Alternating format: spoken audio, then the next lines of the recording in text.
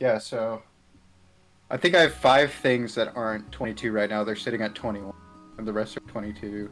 So my Berserk and Eye Patch are 21. Mm-hmm. My Sweetwater Pendant and Superior Pendant and Ring.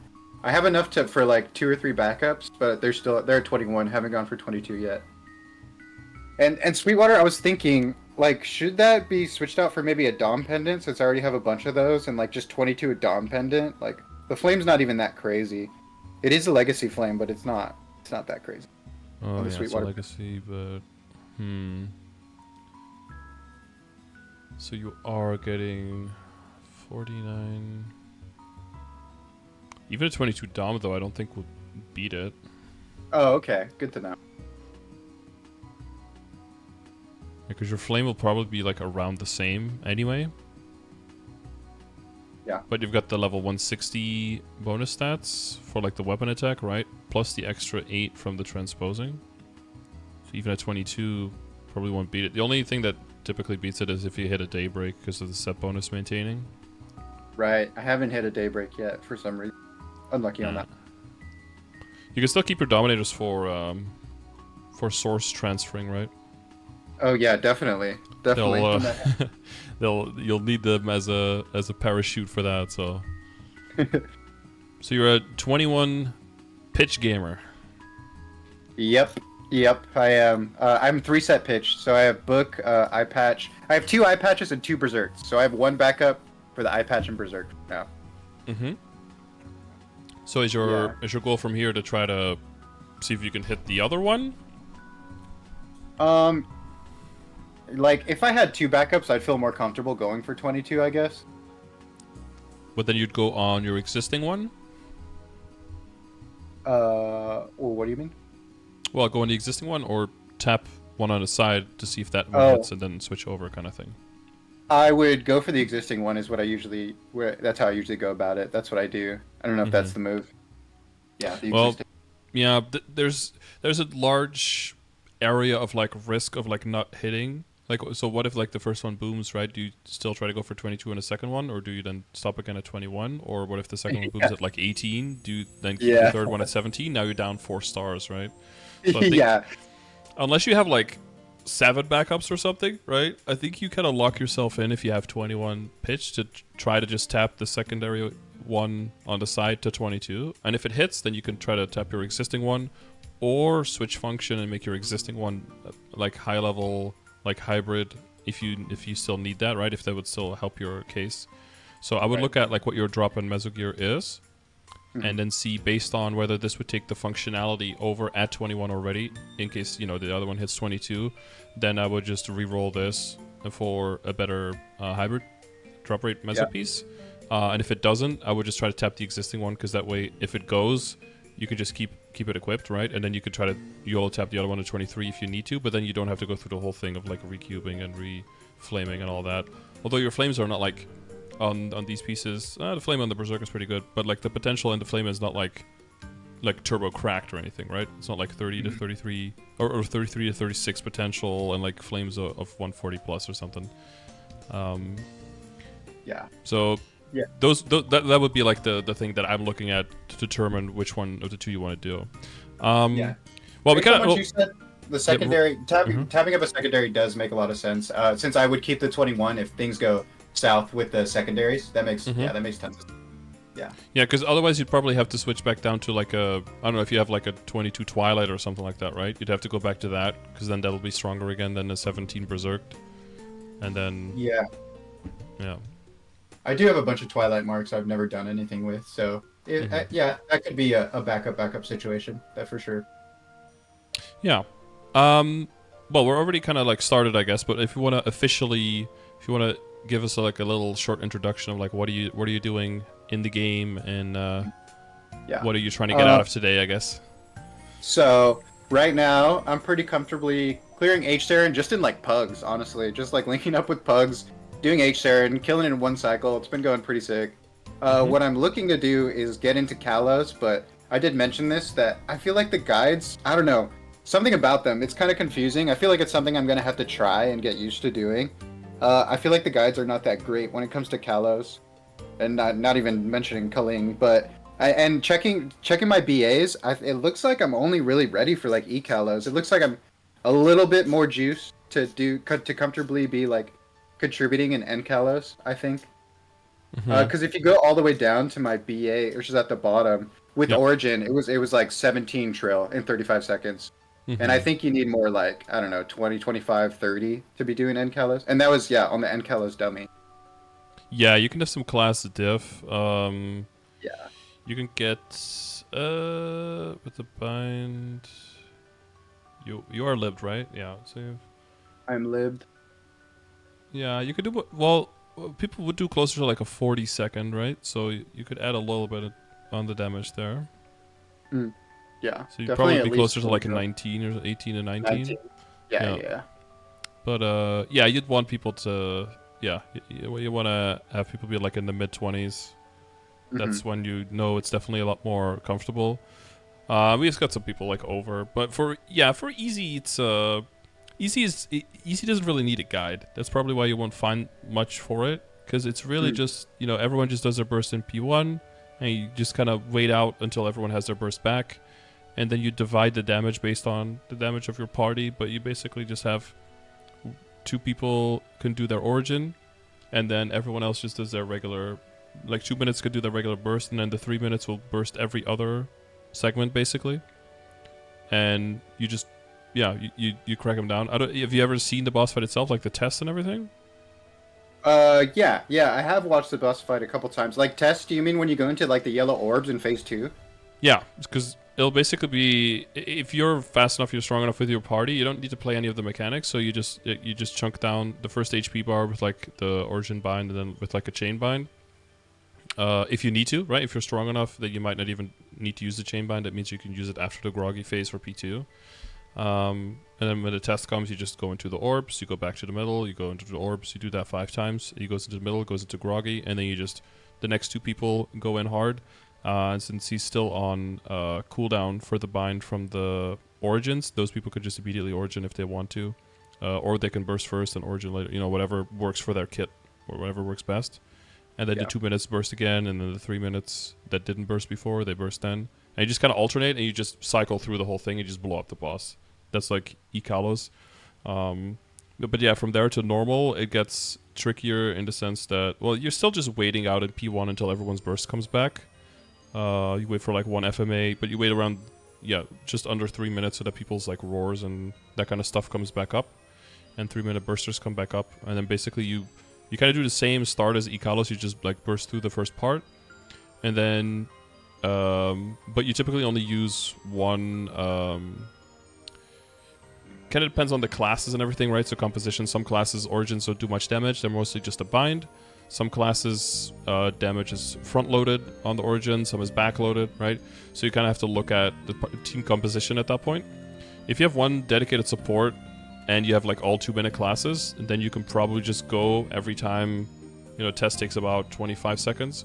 So every time there's about 25 seconds left on the bind timer, you can just go in, so that after, including like or is it, well, 35 seconds, because you're like taking the groggy into account, right?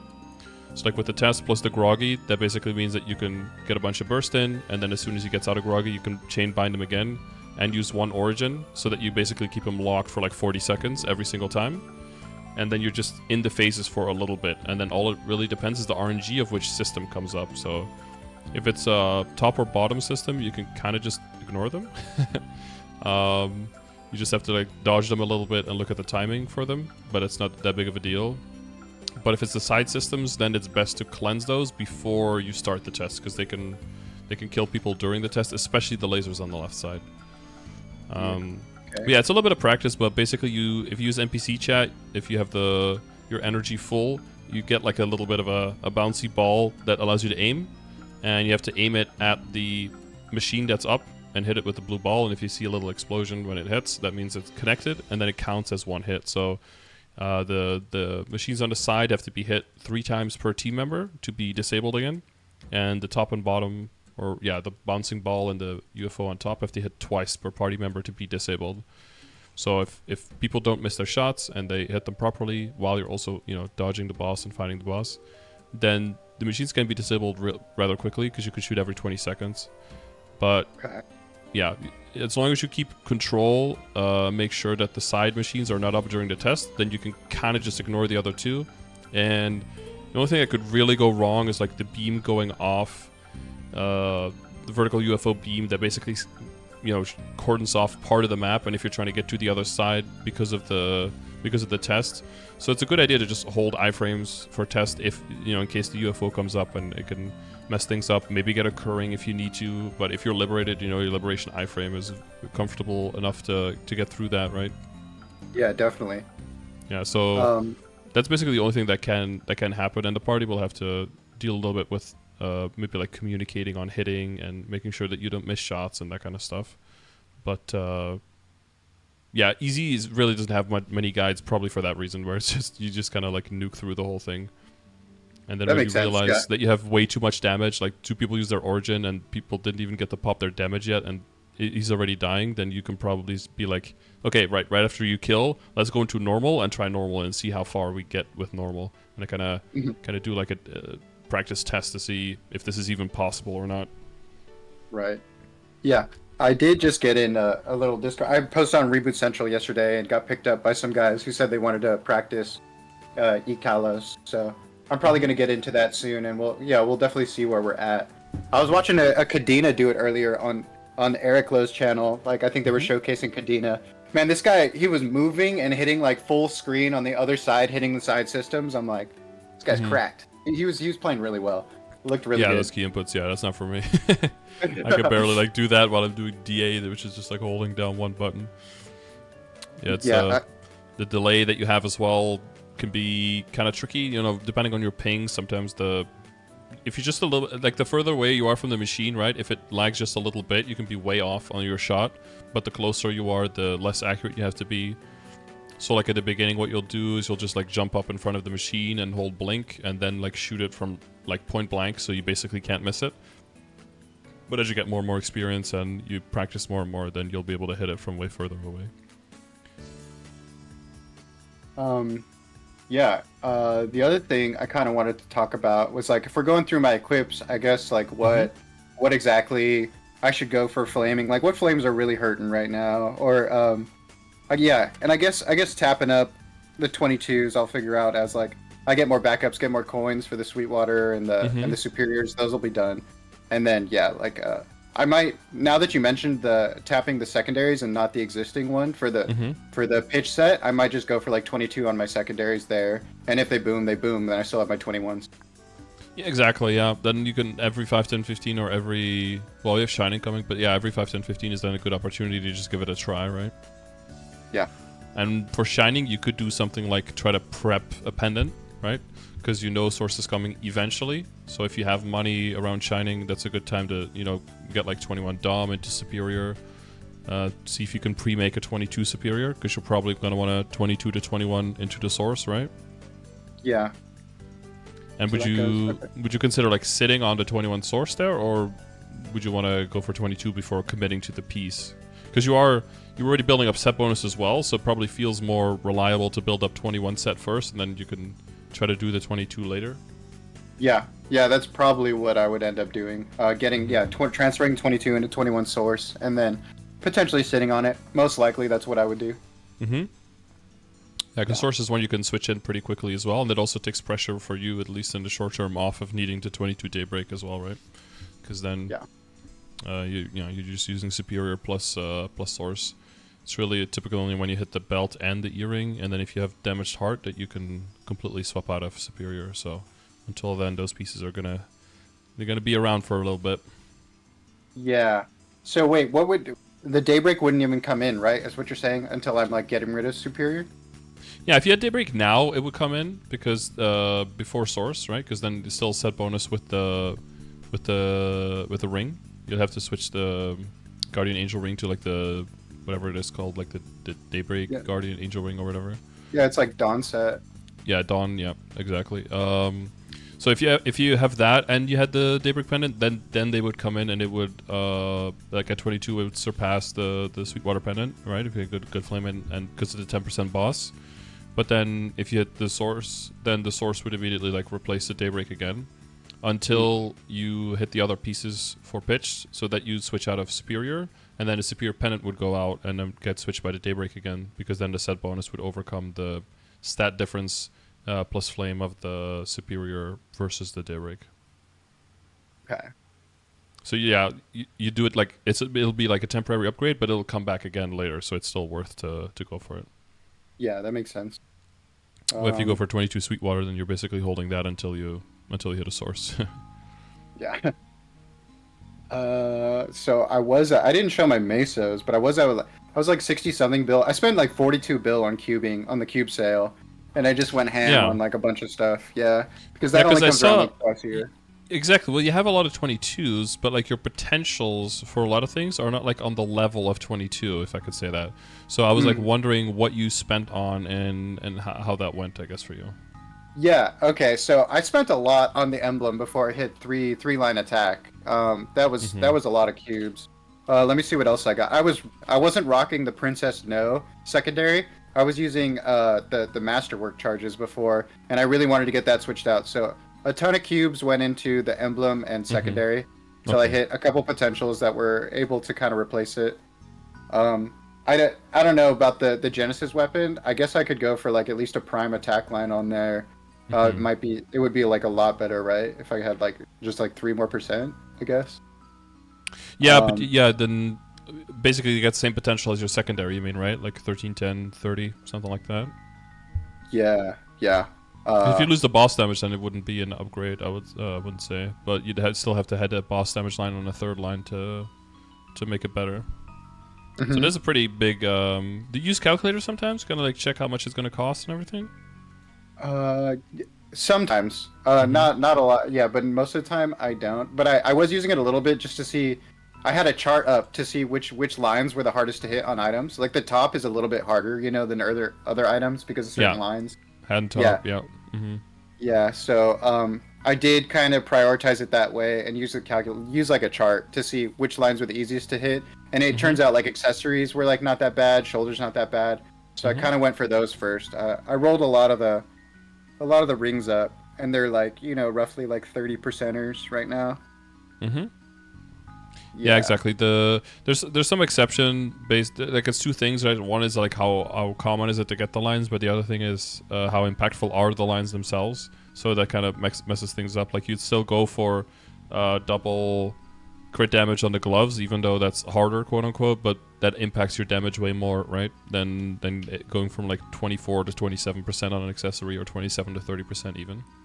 Yeah, that is a huge. I just wanted to hit that 60k stat line, so I was fishing for those stat lines a little bit, but yeah, I need double crit damage on the gloves for sure. I remember rolling for it for a while, not hitting it, and I'm just like, you know what? I'll do this next time. Time.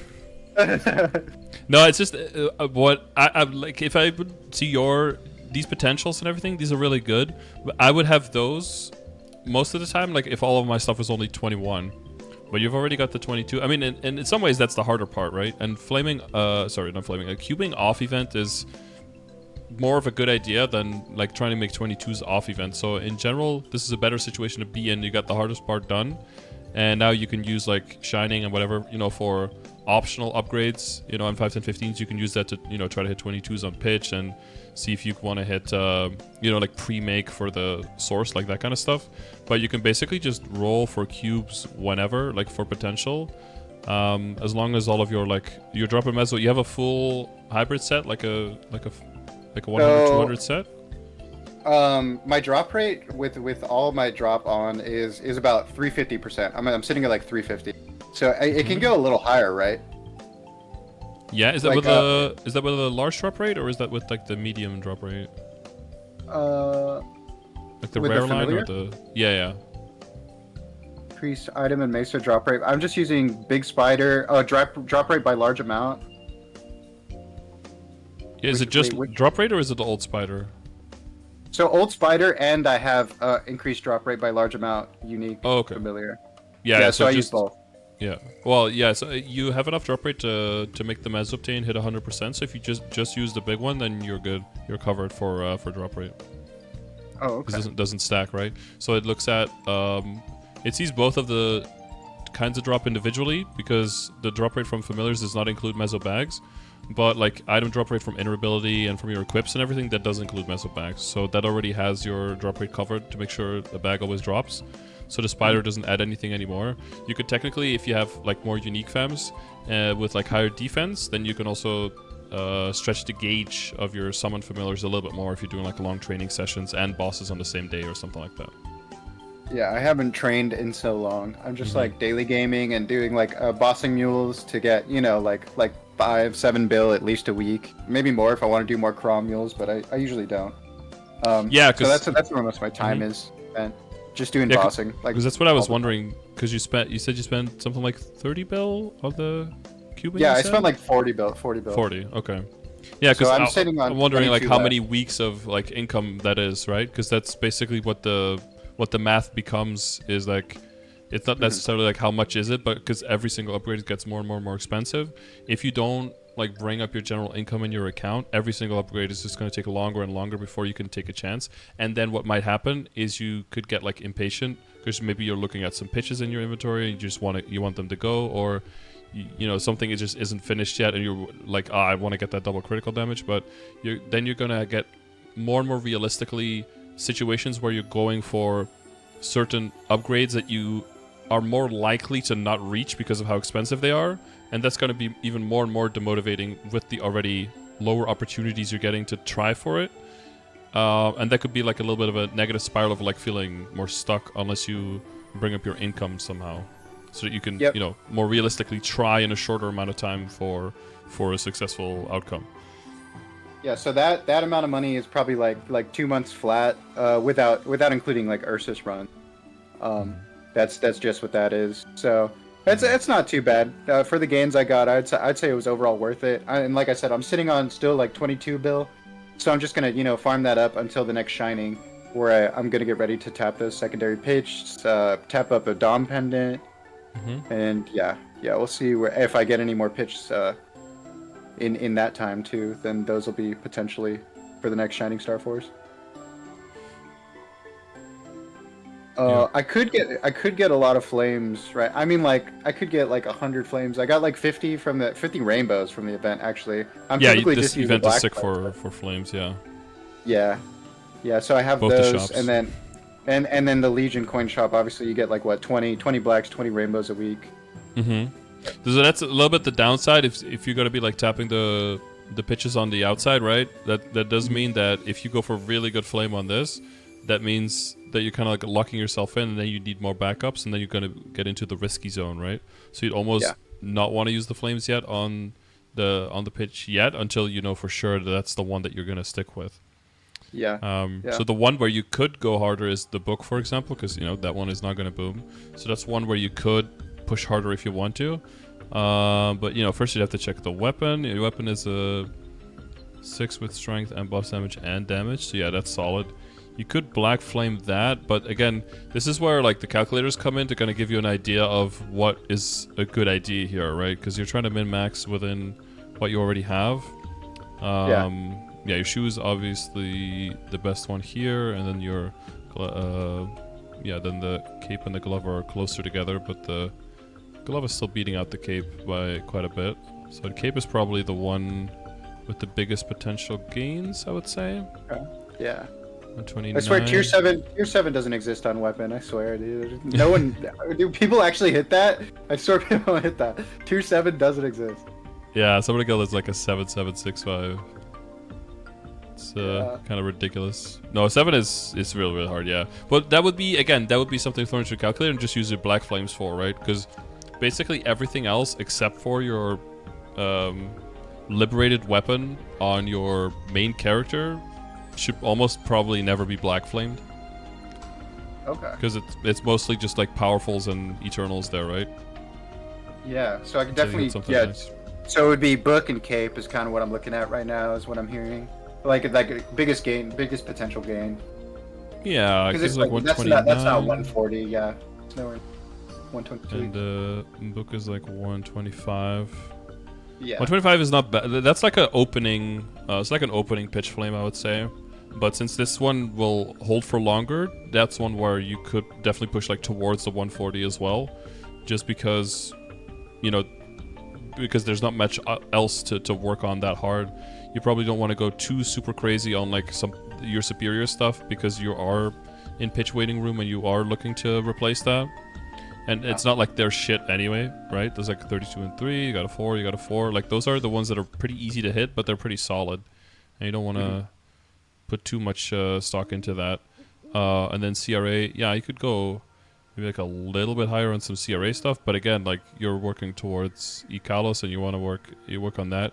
How much are you going to hit at the best? Maybe like 15 to 20 flame score on like 2 pieces, so it's like 30 flame score in total. It's better to hit that on arcane that you're going to hold on to for longer, or on the pitches that you're going to hold on to even longer than arcane. So I would focus on those. So like for black flames, I'd throw them on the weapon, and then if powerful and eternals. The thing with powerful and eternals is you don't have to make sure you're not afraid to just ruin one item's flame at a time, because your account is strong. Your character is strong enough that you don't notice one flame being reset on your whole character, right? So if you just use all the powerfuls and the eternals you get from your account or from the events just on one item, and just maybe log out with like a 1 flame score on there, you're not really going to notice any difference. It's purely going to be a mental thing. But then once you hit something that's just better than the next worst thing, so either you book, or then after that maybe the glove, but like the glove isn't even bad.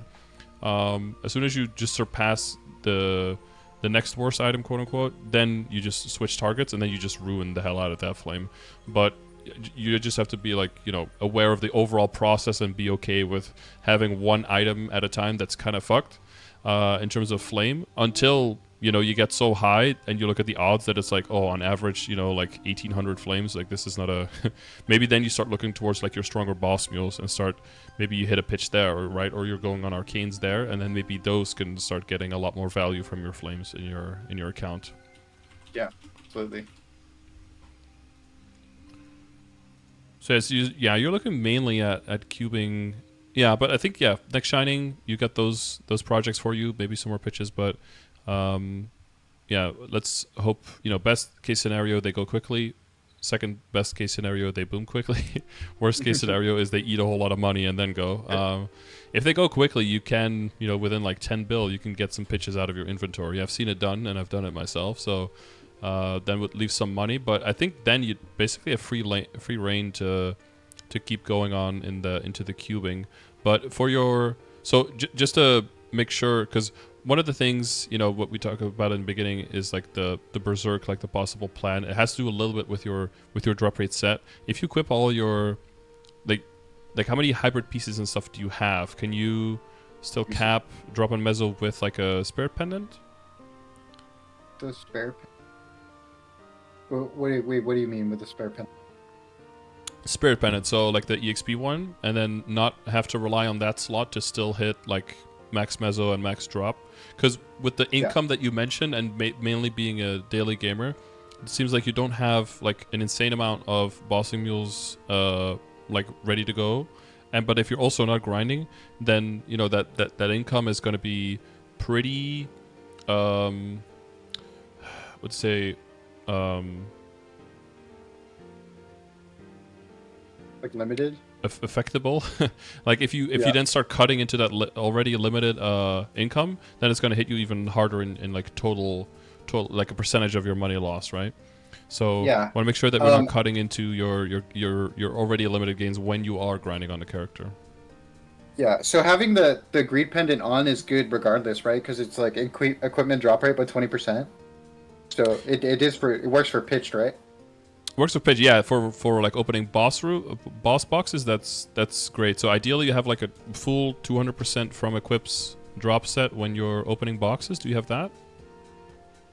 Full 200% when I'm opening boxes. Yeah, so 10 lines of drop rate within your equips whenever you open boxes for bosses.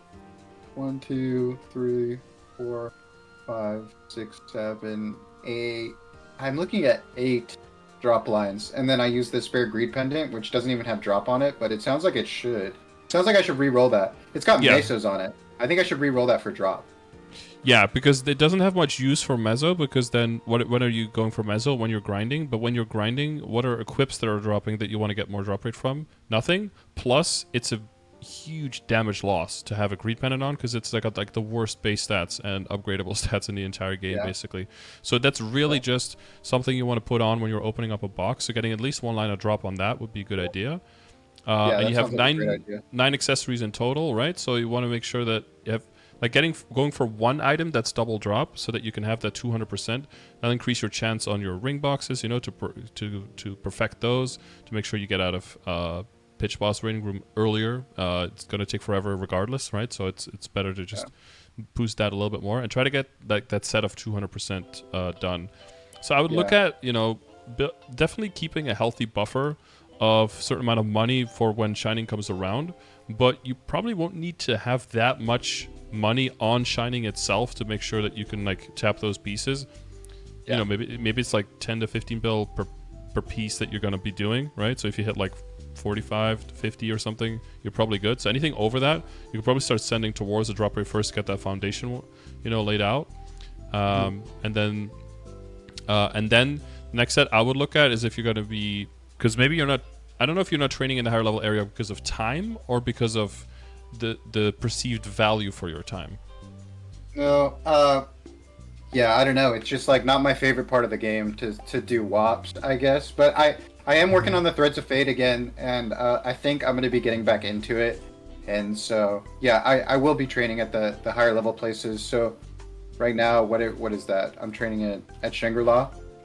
Shangri-La, yeah, it should be no problem. Even with my drop gear on, like I can still like one shot and train comfortably. Like I've seen the rotations; they're not that bad. So I will start doing that soon. But ASAP, now that you mention it, I'm gonna get another drop line on the greed pendant, and then I'll be at 9 drop lines, and then I just need like one double drop line, and then I'd have the full 10. Yeah, exactly. That's just there's just the sooner you have that, especially on your main character, the sooner you can make sure that that's at least something that you're capped out on, and then you can start worrying about other stuff, you know. And then ideally it's a piece that can also be used as, you know, part of the drop meso combination set, so you can build like the full 15 lines, so like 5 of meso, 10 of drop in like one whole set. If you're going for that, then you can kind of skip part of the set that we're talking about now, because then that'll be subsumed inside of that, right? So ideally you have like a set of so like where you either have a greed pendant when you're opening a box with one line of drop, or that could be the you know, if you use like a continuous ring or something, so then you wear a continuous ring for damage, but then you can have the greed pendant on to open the box if you're doing like the low level bosses, right, where you're just in drop rate gear the whole time. And then if you're doing the high level ones, you switch back to damage gear anyway, and then you switch back to that set, but then you don't have to switch out of the continuous ring, so that you can keep that damage up. But if you're then mobbing, then instead of a greed pendant there, you'd rather have the spirit pendant there. So like the next step after that would be to see if you can hit 5 line meso and 10 line drop within 8 pieces, so that you don't need to include that one pendant slot, so you can keep that for EXP to keep your rates, you know, somewhat reasonable. But then, you know, obviously continuous ring has no place there. So you want to look at which pieces you have there and see if those pieces can be like, you know, put together based on maybe old pieces you have lying around that were used to be damage pieces. Because like I don't know what you used before these pitch pieces. Like you said you didn't do anything with Twilight Mark, but did you have like a Sweetwater Tattoo? Did you have Black Bean Mark? Yeah, I have a drop rate tattoo and a drop rate monocle. Right, so like old transposed monocle? Yeah. It's not transposed. Yeah, it's still fine. They're still high Star Force both? Like they're 21 or? So yeah, I do have a transposed monocle that I was using for damage before eye patch, and now, well, I don't know if I should just like overwrite that. It's 21 and it's transposed legacy. I don't know if I should just go for like try to roll that one potentially, since I have a couple eye patches and like I'm only tapping the second one and not risking the 21 I have on. So I could potentially just re-roll that one transposed one. Yeah. And then you'd have a stronger drop rate piece, right? Yep, and then try to go for hybrid, like meso and drop, and then so that those are kind of like the segments, right? It's like, so first is like just get 5 meso 4 drop, then try to get 5 meso 4 drop with some stat on it, then it's build like the extra stat of like 9 sets of drop. So like that's definitely something that you could catch up on there, and then going towards 10 sets of drop, and then the next step is like a 5 and 10 combination set, and then the next step after that is like a 5 and 10 combination set that omits or builds around the Spirit Pendant, basically. And then also having it be strong enough pieces for you to be able to do enough damage. So if you mainly have like big AoEs that you're using when you're mobbing, you don't need to be as exact with exactly which pieces do the damage. Maybe like 1 or 2 event rings in a whole set will still be good enough. But people who have a lot of classes with, you know, like particle effects that are flying around and stuff like that, like, you know, Assassin's Marks and bats and, you know, that kind of stuff, arrows, they will probably need way higher damage pieces to be able to still maintain their kill speed if you're not just going into Shangri-La, but into Arteria and into Carcion. So for those classes, it might be better. Either if you want to do the slow approach, you basically wait until you know, hit your 22 pitches, and then either you make a secondary 21 pitch, or you have like a 22 Twilight Mark, like those kind of pieces that are not endgame, but they're really good for a high level drop rate gear, right? And then, or like your pendant could become, if you do get like Daybreak and Source, for example, if you get to that point, your drop rate pendants could become, or damage pendants, you know, if you don't want to do the greed pendant, could become like your 21 Transpose Sweetwater and your 22 Superior, for example, right? Or just one of the two, whichever fits best. So that way those pieces can all still get a life after they serve their initial purpose, but always be on the lookout kind of on like how that's going to mix, you know, which pieces you're looking for that, so you don't make like extra pieces that are not going to be necessary. Yep, that makes sense. Yeah, so the greed pendant would be more just for like opening those boxes, and then I have you know, the good stuff with actually some damage or whatever for mobbing. Yep. Yep. Yeah, you most likely hit the hybrid like with drop and meso mixed together, right? Because that's way more likely than you hit specifically 2-line boss or 2-line drop. I think, sorry, 2-line boss, 2-line meso or 2-line drop. I think those are like 18 bill each on average or something. What do I have here? Oh yeah, for your weapon. So I see like 23 attack and 30 boss on red cubes on average, looking like 23 bill. Just to put that number in your head, right? And for accessories, we would use bright, and we just do 2 lines of meso or drop. Yeah, that's just 3.7. So that's really not crazy. That's not crazy at all. No, but if you're looking specifically for double drop, then it goes up to 15. Right, so that's when you're trying to find that last one piece that like fixes your whole set. That's when it gets kind of pricey. So you want to think about a higher average among all your pieces. So you're kind of like dividing the cost of that last one over all the other pieces, kind of. Yep. Okay, for sure. Yeah. So it sounds like I could definitely be fishing for that. The two line meso or drop combination first. Probably I'm a greed pendant. Definitely, I just want to get any drop on that first and foremost. Yeah, just 1-line drop, and then and then you can circle back later. But yeah, definitely do that initially. Yeah, definitely. Okay, that makes a lot of sense. Wow. Okay. Well, I guess we've done a lot. Is there anything else? Is there anything else? I don't know what else I could be working on here. Well, yeah, then I think after that, it's mostly you got to like circle back to cube and to finish the cubing on all of your other pieces, right? So, you know, wherever your like where your shoe is at is like a good that's like a good potential to have, right? That what I call the 2.5 line. Yeah. And then probably the glove will happen before then. So yeah, you'll go down a little bit in stat, but you'll increase in damage, and you know the decent sharp eyes is probably not necessary anymore because of how big your matrix is anyways, right? So that's a bit of a deadline now. And then being able to trade 13% strength for 8% critical damage is also a good increase. And again, you can see that here. It's factored into the CP, right? Crit damage. Yeah, it should be. Yeah, so like I mean, I think the CP will go up even if the stat goes down. Like, doesn't really matter. Yeah, I just don't look at the combat power too much because you know I don't know if you know about that, but there was like an event in TMS where they were trying to see the people do content with the lowest possible combat power that they could do, and people were able to solo C-Val with 0 combat power.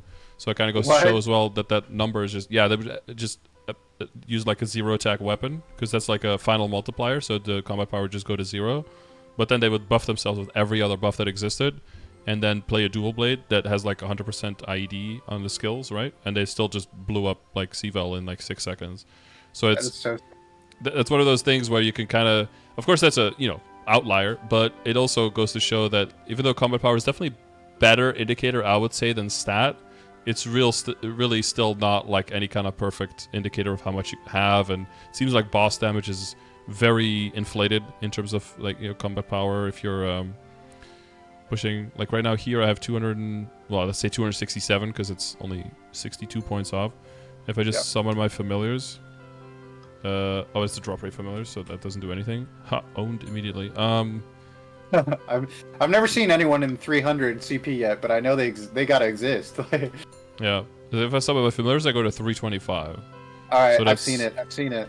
Yeah, so that's like 30. That's like 60 mil, pretty much. Yeah, it's a 60 mil increase for 90% boss damage. So is that is that it fair? Sounds inflated, right? Is what you're saying? Yeah. Yeah, but we were talking about it with the chat as well. Like, is it inflated? Is it inflated because it's really hard to get to those amounts of boss damage because the system comes from Korea where they don't have familiars, right? So innately is boss damage therefore worth more there because it's just a more scarce resource? Is that a good idea for them? Maybe we need a different calculator for us, for our combat power, to make sure that it is more relevant for our situation, But then again, right. If everyone has access to it, does that then make it more accurate, right? If we know the exact formula and everything, then we can start talking about that. But that's why I'm very careful with like combat power in terms of making it a descriptor or a comparative measurement. That's why the BAs, even though they're definitely much more annoying, if you're talking about doing a boss like Kalos where bursting segments is very important during a boss that's immobilized, and especially as a blaster, I believe like a boss that teleports around, it's very hard to confirm your damage as a blaster, right? Yeah, Gatling, because the Gatling's huge, and you know what, my bunker blast could just like straight up miss if he's hopping around. Yeah, and that would be two huge parts of the damage that would just get messed up. Yeah, exactly. So if you can't really count. You could do a BA for like a 6 minutes straight, but then when are you ever going to be hitting a boss that's just standing there for 6 minutes straight? Like really, maybe for a black mage you can kind of try, but then you have all the ducks that go in between, right? So it's really a test of maybe a little bit for culling. I mean, there's some scenarios, but like for P3, most of the time you are just dealing kind of constant damage. But yeah, it's always, we're trying to build metrics that somehow you want to make sure that you're not looking at a metric just to compare to a metric. You want to make sure that the metric that you're testing actually has some kind of representative value to a situation that you're trying to measure for, right? And sometimes, people kind of like move past the point of a measurement and then just start comparing the measurement. Like DPM charts, and it's like, that's cool and all, but what is it?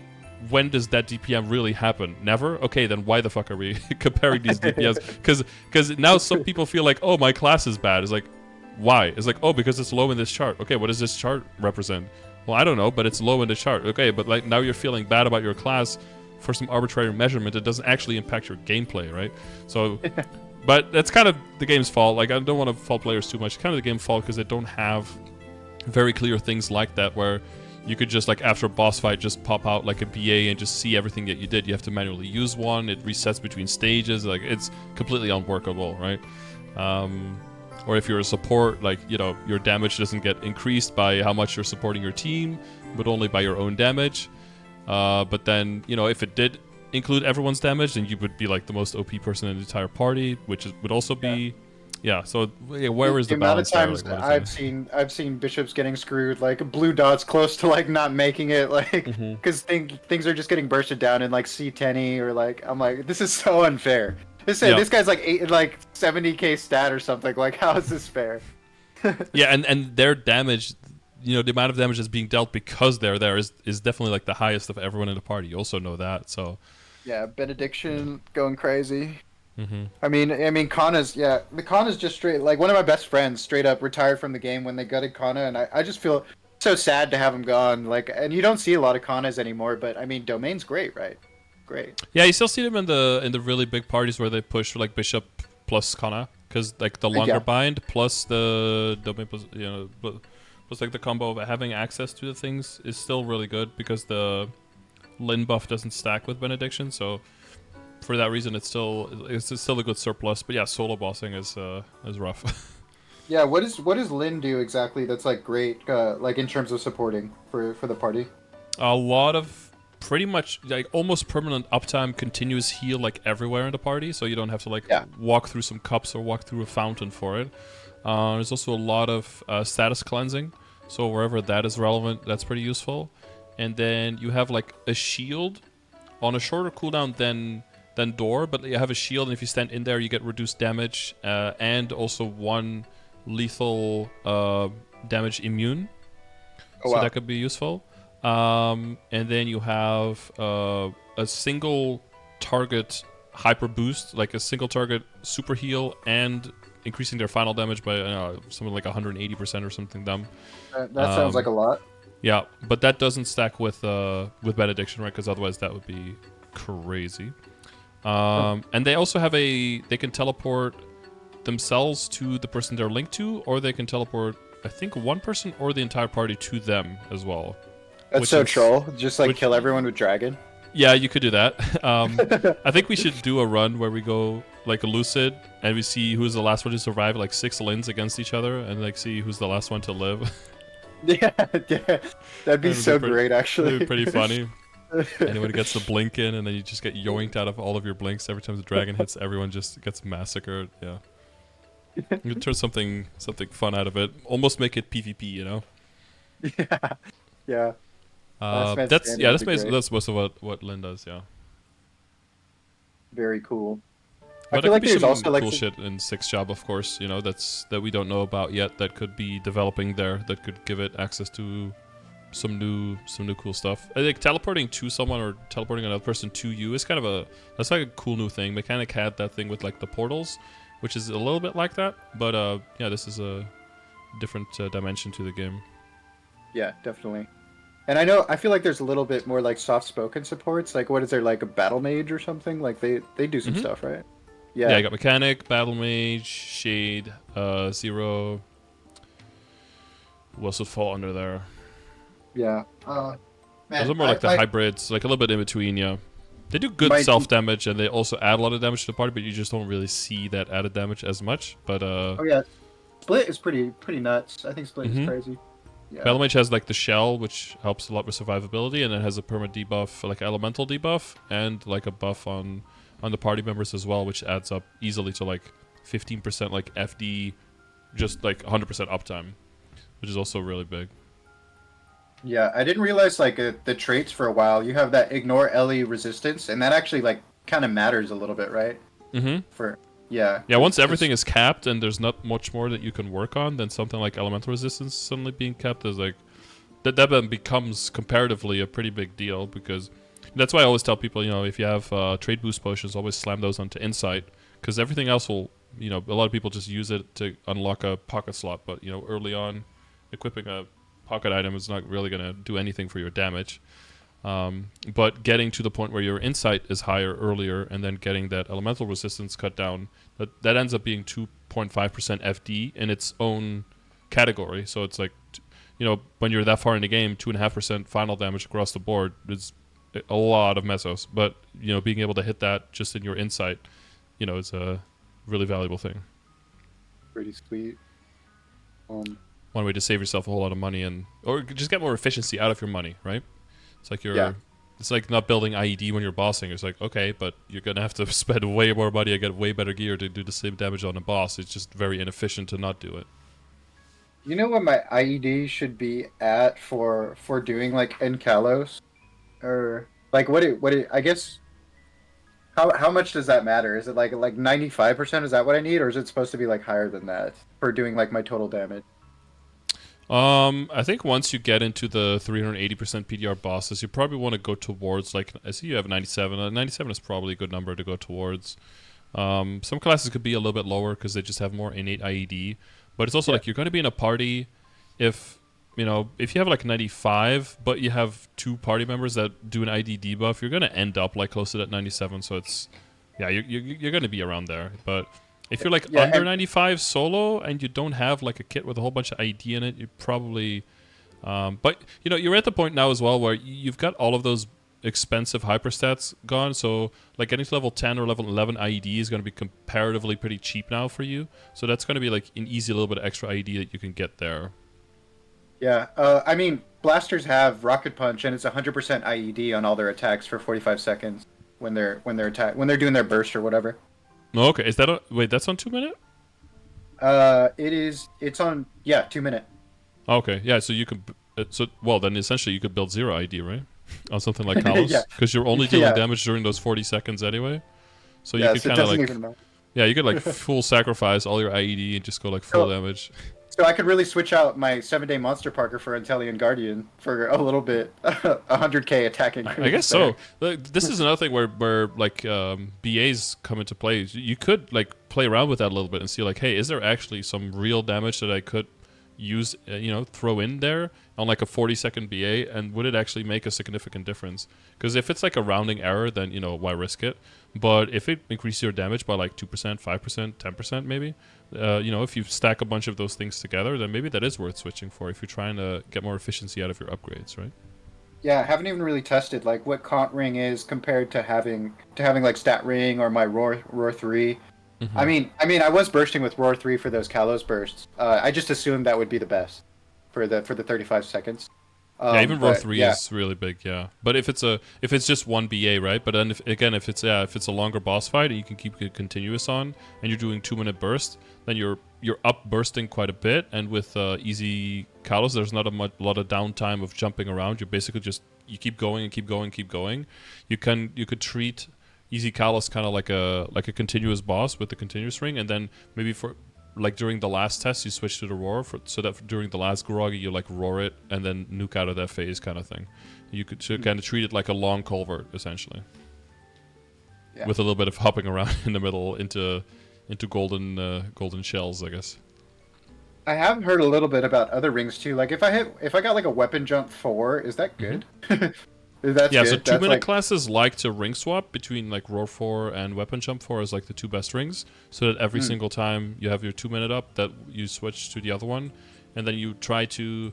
Do you have full uptime on 2 minute, or you have like Goddess Blessing as well? Probably that desyncs after a while, right? yeah, I believe that. Yeah, that sounds about right. 15 seconds of just Goddess Blessing desyncing. Yeah, and then after a while you end up So ideally you use the goddess and your origin together with the roar, because roar 4 will always be better than weapon jump 4 essentially. But Yeah. weapon jump 4 basically just gives you a whole bunch of base stat. So like for my arc as Sure. a comparison, I have now 71k stat, and if I equip my weapon jump it goes down to 68, and now if I activate it I go up to 85. Okay, so I have Weapon Jump 3. Is that useless? Or is Weapon Jump 3? I mean, I have Roar 3, Weapon Jump 3, and Cont 4. Those are my only relevant. Yeah, so So for it's like, Culvert, I would start in Con 4, end with Roar 3. If you're solo bossing on bosses that are kind of challenging and you're able to ring swap, then I would probably swap between Roar 4 and Weapon Jump 3. Roar 3 and Weapon Jump 3. And if they're bosses that are, you could try one or the other. If you feel like it's a little bit too hazardous to switch, right? And you lose too much time, you're not able to deal damage. You have to get away from the boss, you have to get out of combat. And the boss fight isn't even long enough, then maybe you just stay into continuous. But then you have to be kind of careful that when you're bursting, you start your bursts, especially if it's like a key down and stuff, like at the beginning of the cont and not when the cont is just about to end. Because then it's like you have no ring on in the fourth slot with that burst, right? So yeah. you want to always look at then you have the added pressure a little bit of always looking at the timer of the ring. Yeah, that does suck. It's like I'm playing freaking Hayato. Keeping those stacks up, that's my Mm-hmm. secondary. My next boss mule is like a 261 Hayato. I hate playing that class. I hate playing it. I mean, just look it up there with all the other buffs. I'm like, where is it? Is it even? Oh, it's not stacked. Okay, I'm doing no damage. Okay, cool. Yeah. Yeah, it's one of those things where you can set this the skill alarm wouldn't even work, right? Because you can just spam it. It doesn't even have cooldown. Yeah. Yeah, Yep, you'd have to know when to stack. you just 'cause need it's energy. like- yeah. I mean, is the skill itself level? Because if it's level, the stacks stay quite a while, right? Oh, like 25. Oh yeah, Level yeah. If 20. it's maxed, yeah, then the stacks stay. What is it, like 20? Is it 20 Oh, plus seconds? Yeah, 15? actually, I don't know how long. I just meant when I said 25, I was just talking about the nodestone level. I Yeah, figured yeah. that's what you meant. Yeah, Mm-hmm. I don't know. It's probably close to 30 seconds or something like that. Yeah. Yeah, it is easier to forget, but yeah, if you see how other players, it's like every single time you have the Falcon's Honor up, you're always tapping that right to get your energy up, and but it's like the time in between bosses, right? It's easy to drop the stacks in between. Like as a boss mule, I think it's okay if it's strong enough, so you can kind of just keep going through them. But yeah, Some boss phases just like take you out. Like you have to have good timing with it. Like I'm hmm like doing a catchy or something, yeah. and I like was just gonna say that, Akechi's probably a nightmare. Yeah. dude, yeah. She's got this whole monologue. She's dying for a second. I'm like, what's happening? And then on respawn now they made it that it's like an extra 2 seconds or something before he pops up. So you have to, yeah, Uh, just gotta Got to wait get the as good well. timing. Yeah, yeah, yeah. That's probably the biggest downside about the class. But I think the class has a bunch of cool upsides as well. But yeah, like the tests in Kalos, you can imagine is it's horrible. Can you Like not? You can't stack it up during the I don't test. You know. can't hit I them. think you lose it during tests every time. That's awful. So that's yeah, that basically just hard counters your kit. But it just has to be something that you can hit in the meantime, you know? Like at least Yeah, when Lucid is gone, there's probably like a golem in the map that you could just tag to keep your stacks up.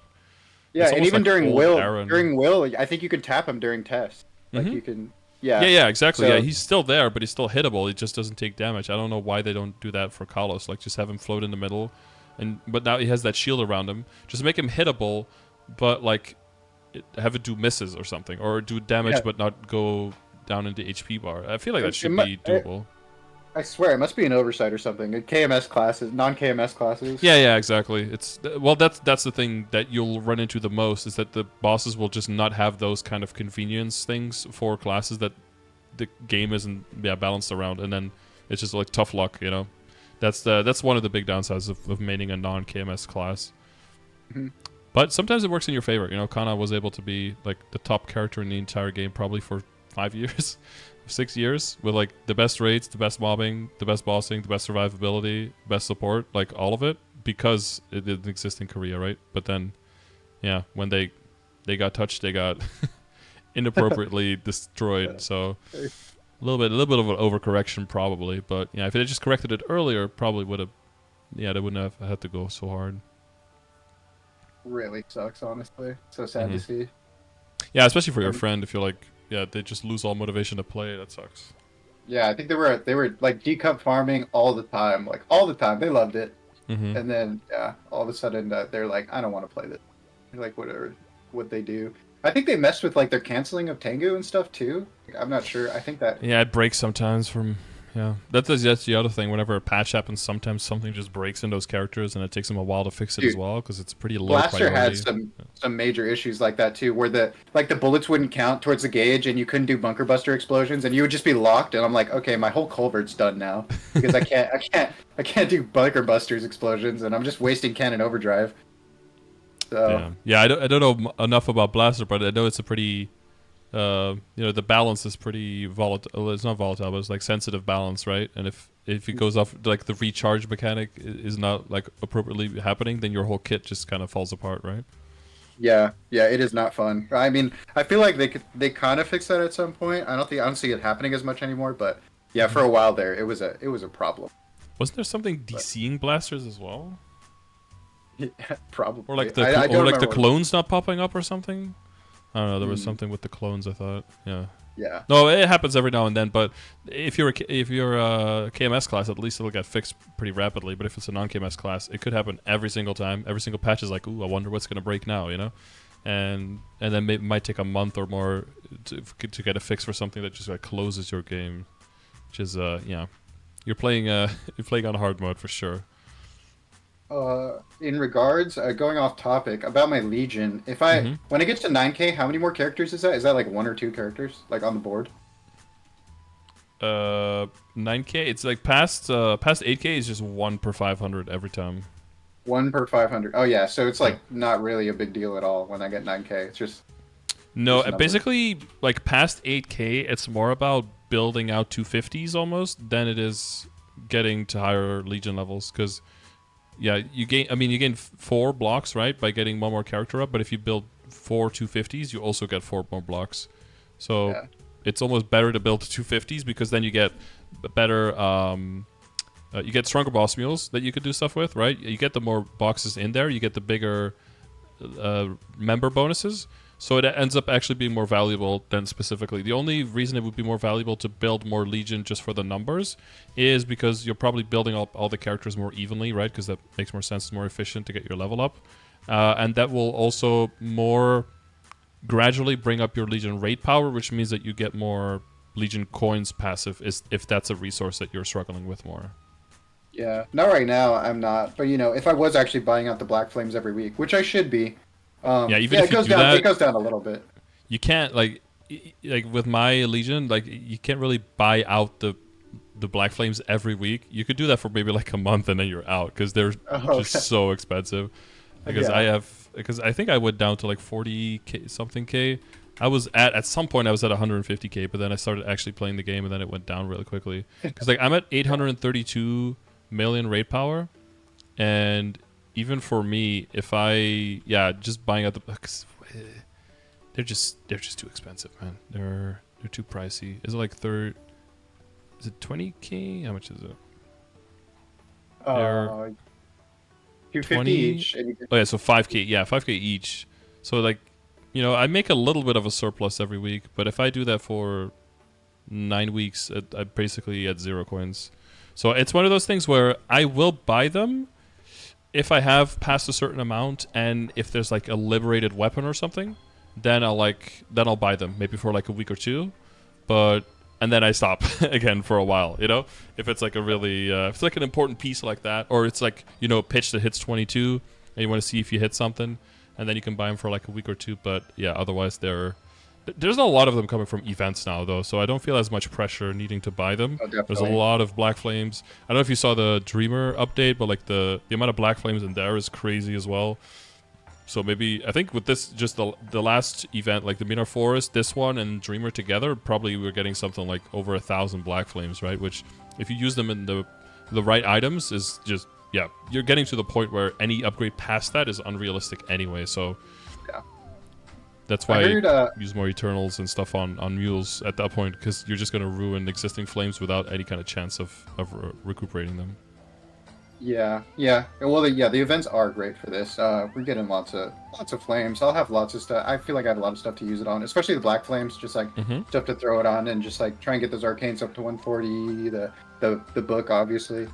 Mm-hmm. But is there another lab block coming out? Because I know we had the Abyssal Expedition recently. Mm-hmm. And there's another one coming, right? So this Abyssal Expedition was version 3, I believe, season 3 from Taiwan. So whether that means that we're also getting season 4, we didn't get season 1 or 2, right? So the way that GMS usually does it, they have a whole bunch of events. Like they still have like season 2 of the lab server, right? That also has happened a while ago. That is an event that they could throw in somewhere if they have like a gap between events and something maybe isn't ready. They probably could, throw that in there and fill up the space. But it's totally up to GMS which event from which region they want to pick and kind of do that with. So saying like that's definitely going to come, that's way too much of a commitment Right. for me. But is it a possibility? Yeah, sure. I think it's a higher possibility than something like Dark Lords of Darkness or Sengoku High or something like that coming back, right? Because there's been some whispers about that because, we're different from, KMS now, so we're our own region, so maybe Wondroid and that kind of stuff will come back. I still think it's more likely that, like Lab Server 2.0 or another season of like Abyssal, like that kind of stuff comes to us than that stuff that it was kind of like tried and found to be OP or, not necessarily fitting where they want the game to go anymore, that stuff is coming back. I think that has a lower chance. You mentioned Dreamer. What is Mm-hmm. this Soul Janus thing? Soul Janus. What is that? What is that coming up? We get additional experience. Is that what I'm reading? Yeah, so that's the first common skill if you open up the Hexa Matrix. So finally we have something in the bottom right there. So first of 4. Oh, And and it'll be pretty expensive to unlock, and leveling is going to be even more expensive. The cost looks insane, but yeah, it starts with 50% passive EXP gain. It's exclusively mobbing, and when maxed out, it goes up to 100%. It starts with 1 orb, and then when you get up to max level, it has 3 big orbs. So you could just put them somewhere in the map. They end up with 100% uptime, and you can basically turn any size map into like a solo AFK farming map, essentially. Somebody even made I think I saved it somewhere, but somebody made a... Let's see if I can find it, because I'm trying to keep track of all the like third-party projects. That's amazing. Website. Wait, so I could be Yeah. like I could be a mobile gamer and just sit still and farm maps. Yeah, Is that what you're a lot more telling people me? will be playing with like controllers and stuff. So this guy made maple maps, so you could kind of see what your rotations would look like. So if you go to Grandis and just pick like the hugest, most obnoxious map that maybe has... let's see if I can click it here. So you can see how many mobs per hour you have and everything, right? And then you could do like the setup, so that you can see like if you put your summons down, like how much of it. Oh wow. You know, how much of it would you cover? I have to make it zoom out a little bit. So you can see like Solianus 1. They all have like slightly different Boxes? sizes. Yeah. Yeah, slightly different boxes, but you could see like, oh yeah, so you could cover this. You can maybe put that one here, put that one here, and then put that one, I don't know, like there, and then basically you're just like sliding from left to right here, and then the entire map is just covered, and that's just all you're doing. So you can imagine if you have like a frenzy totem, then this is just, the rates are on any kind of map are just going to be 100% covered and everything. For non-reboot, reboot it's probably going to be overkill, because there's not going to be any maps like big enough where with those summons up you are going to have any kind of trouble trying to cover the map, you know. So Yeah, might even be too much. Yeah, but yeah, of course, yeah, it's going to come at quite a cost of fragments and all of that. So I'm saving for it for my characters to at least unlock that level 1. That's going to be immediately huge, right, because of the free EXP. But the second mastery core is... I don't know, what's your second mastery core again? It's Bunker Buster, right? Wait, second mastery core? Yeah. Oh. Wait, what do you mean? There's also a second mastery core coming in Dreamer. So that one skill for everyone, and then a second mastery core, like enhancing more skills for you. Let me check. See if I can find it. Control F, Blaster. Release Pile Bunker 6. So I think that's... What? Yeah, like the look of that? Awesome. Yeah. That's pretty cool. Like the explosions going. With Yeah, like the more it's- lightningy shit. Yeah, it's like Bunker Buster explosion, but like, yeah, with the lightning. Oh my god, that is so cool. Yeah, it looks, yeah, this is probably one of the coolest effects in the game, I think. Yeah, So I it's like that. let's see, direct attack. Use activate bunker deals damage 8 times 10 enemies. That's probably the same. Activate shockwave 6 times and up to 10 enemies. And based on your cylinders on 6 is 1160% damage, and shockwave 730%. Cylinder gauge is reset afterwards. Yeah, the Bunker Buster explosion currently hitting 10 enemies, yeah. Hey, wait, is there like a cooldown on this? Or what is this, just like, it takes over my Bunker Buster explosion? Or how does that work? The 6 is usually just a takeover. Oh, it's a takeover. Oh, yeah. Well, Yeah. that makes sense. Okay. So And it's just a then better Bunker it Buster says, explosion. yeah, it says burst pile bunker. That might be... Yeah, the Bullet Blast? Maybe. Or wait, heat up. Requires 6, activates 6 powerful explosions. It deals 790 10 times up to 10 enemies. Burst pile bunker does not activate shockwaves.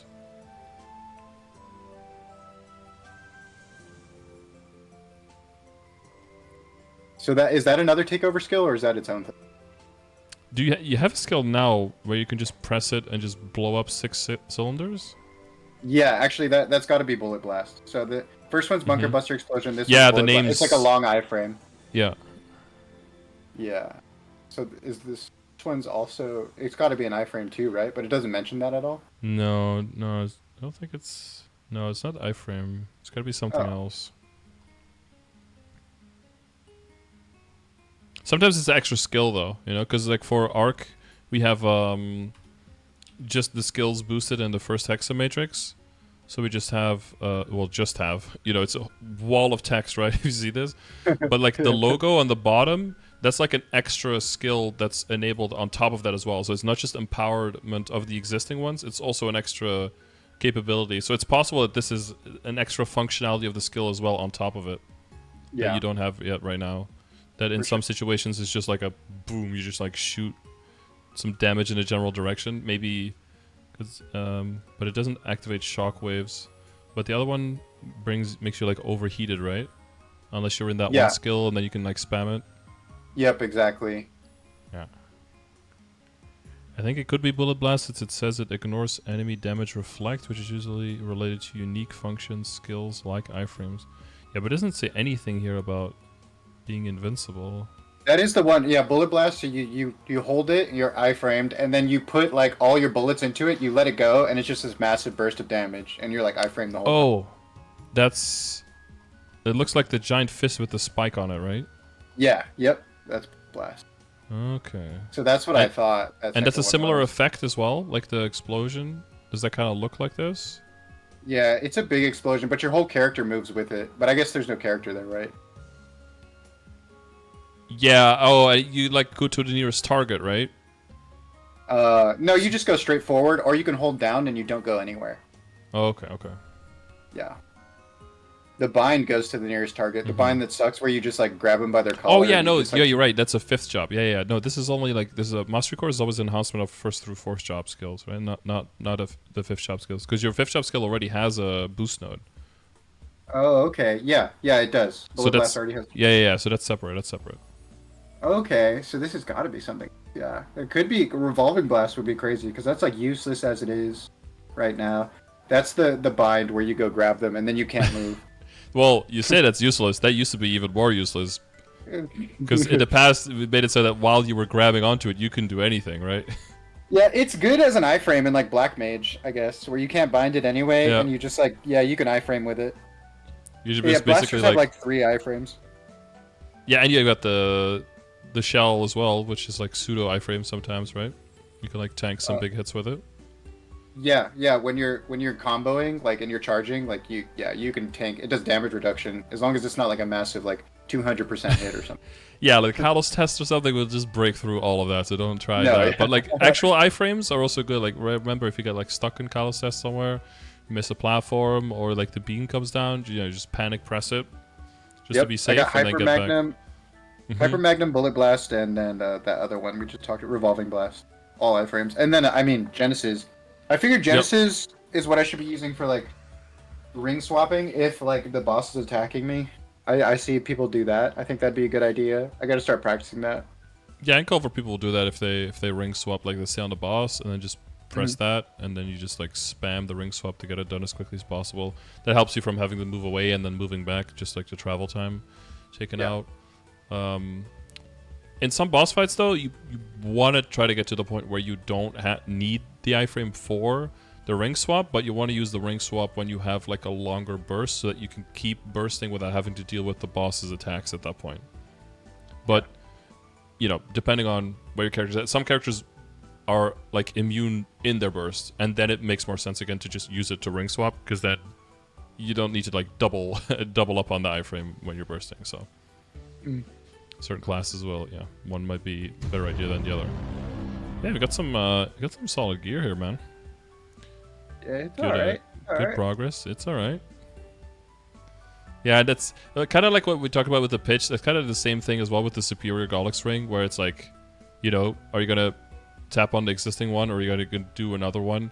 For my last two characters, I did for my mains, I always did it on the existing one, every time. But now for last event, for both my hero and my marksman, I did the one on the side because I didn't want to, you know, accidentally, if I got unlucky, have to redo it.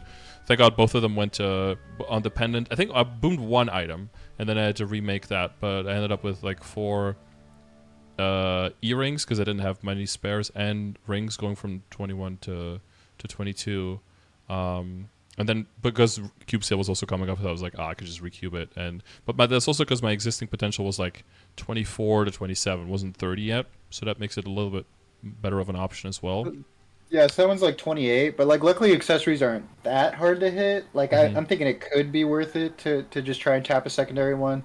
But Mm-hmm. I don't know. It's just like how much of a gambler am I? Yeah, and like if you're prepping for the superior pendant and you can't make the 22 quickly, right? Because that's the other thing. If you do go for the existing one and it goes, you don't have to buy another one. But then if you have to buy extra, now it starts cutting into backups for your source, Right.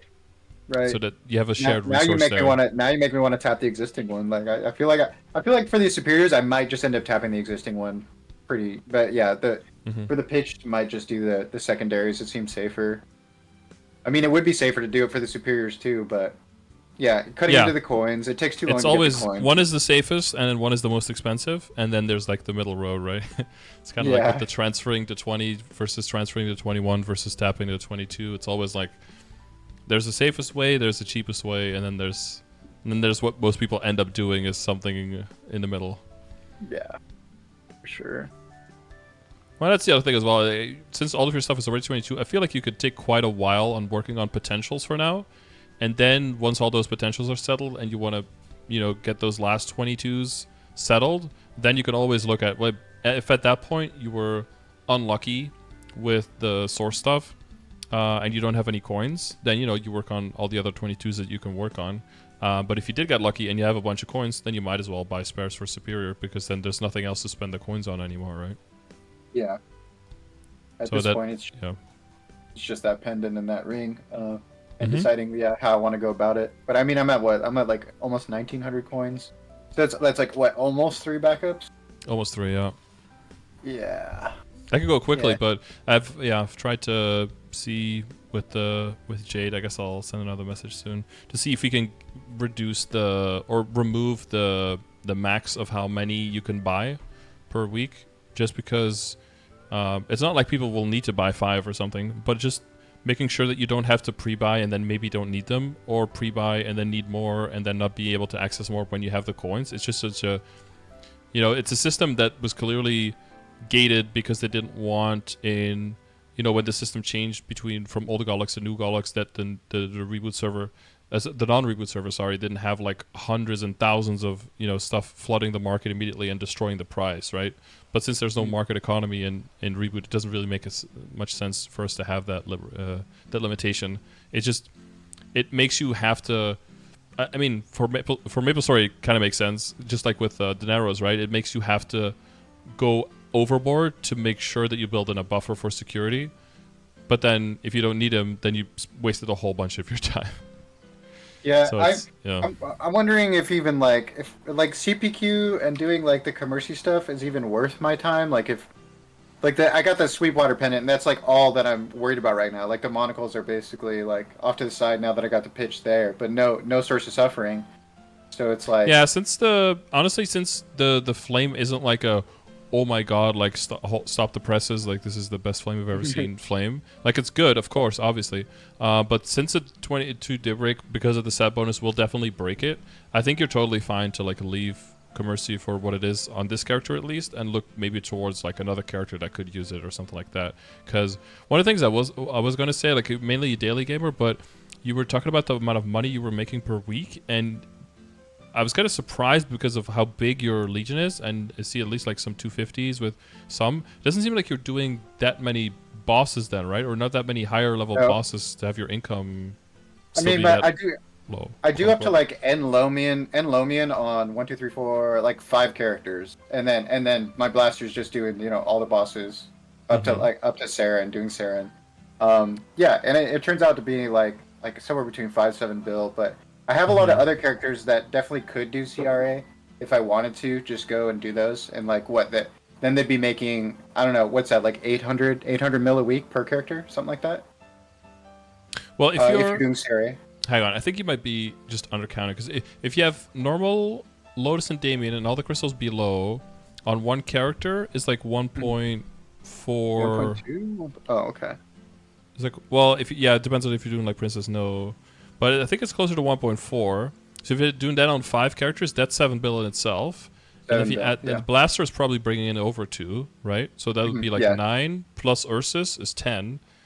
hmm So if you have a few Wow. that you're doing lower on, it's not like Yeah. 5 to 7, but it's more like 10 to 12, right? Now you have double your income. Now any kind of upgrade takes half the time of what you were saying. So it might be good. Like I have it's kind of silly, but I have like, but it's more because people ask. I don't really care that much about like what the number is, but I have this grid that I made with like the boss crystals of the value and the characters I'm doing bosses on, just to kind of see where I'm at. I don't know. You're probably not hitting your 180 crystals, right, on a weekly basis? No, no, I'm Unless you not. sell like the dailies, maybe at the end of the day, end of the week, just to get some extra free money from it, I guess. Nah, no, I'm not hitting it. I don't think it's that close. I've never hit it before. Mm-hmm. So yeah, in the beginning when I was still building up, I was nowhere near hitting it, and then once I started hitting it, then you can start min-maxing on like which characters do I actually want to run on, you know, which ones do I not want to run on, and then kind of looking at which within those characters, maybe one boss on one character is really fucking annoying, so you can just skip that one, and then do one extra crystal on another, just to, you know, it's like aggregate income, right? So why suffer on one character just because a character can technically do it if another character can do another boss way easier and make the same amount of money, or, you know? So then that flexibility gets me to this point, but this almost weekly changes because when a character makes an upgrade, maybe I try to do normal slime and it's like, oh, the normal slime run actually wasn't that bad, so maybe I'll do that weekly. And I'd be like, okay, that means that another character that struggles through Princess No, then maybe I could just get rid of that one, you know? And then I'm just constantly like switching things around, or I find a party for a boss and I'm like, oh, okay, now I can do this one C10A, or a party dissolves and be like, oh, now I'm not doing this boss anymore, okay, maybe I just do normal instead. So it's not like an exact science or anything, but this might be a good idea just to double check to see what your income actually is, because if you're looking at the calculator, you're looking at like, is this 20 bill, is this 30 bill, do I need 50 bill, is that 1 week of income? Is that a month of income? Or is that actually 2 to 3 weeks of income, right? That'll put into perspective how reasonable an upgrade for you is.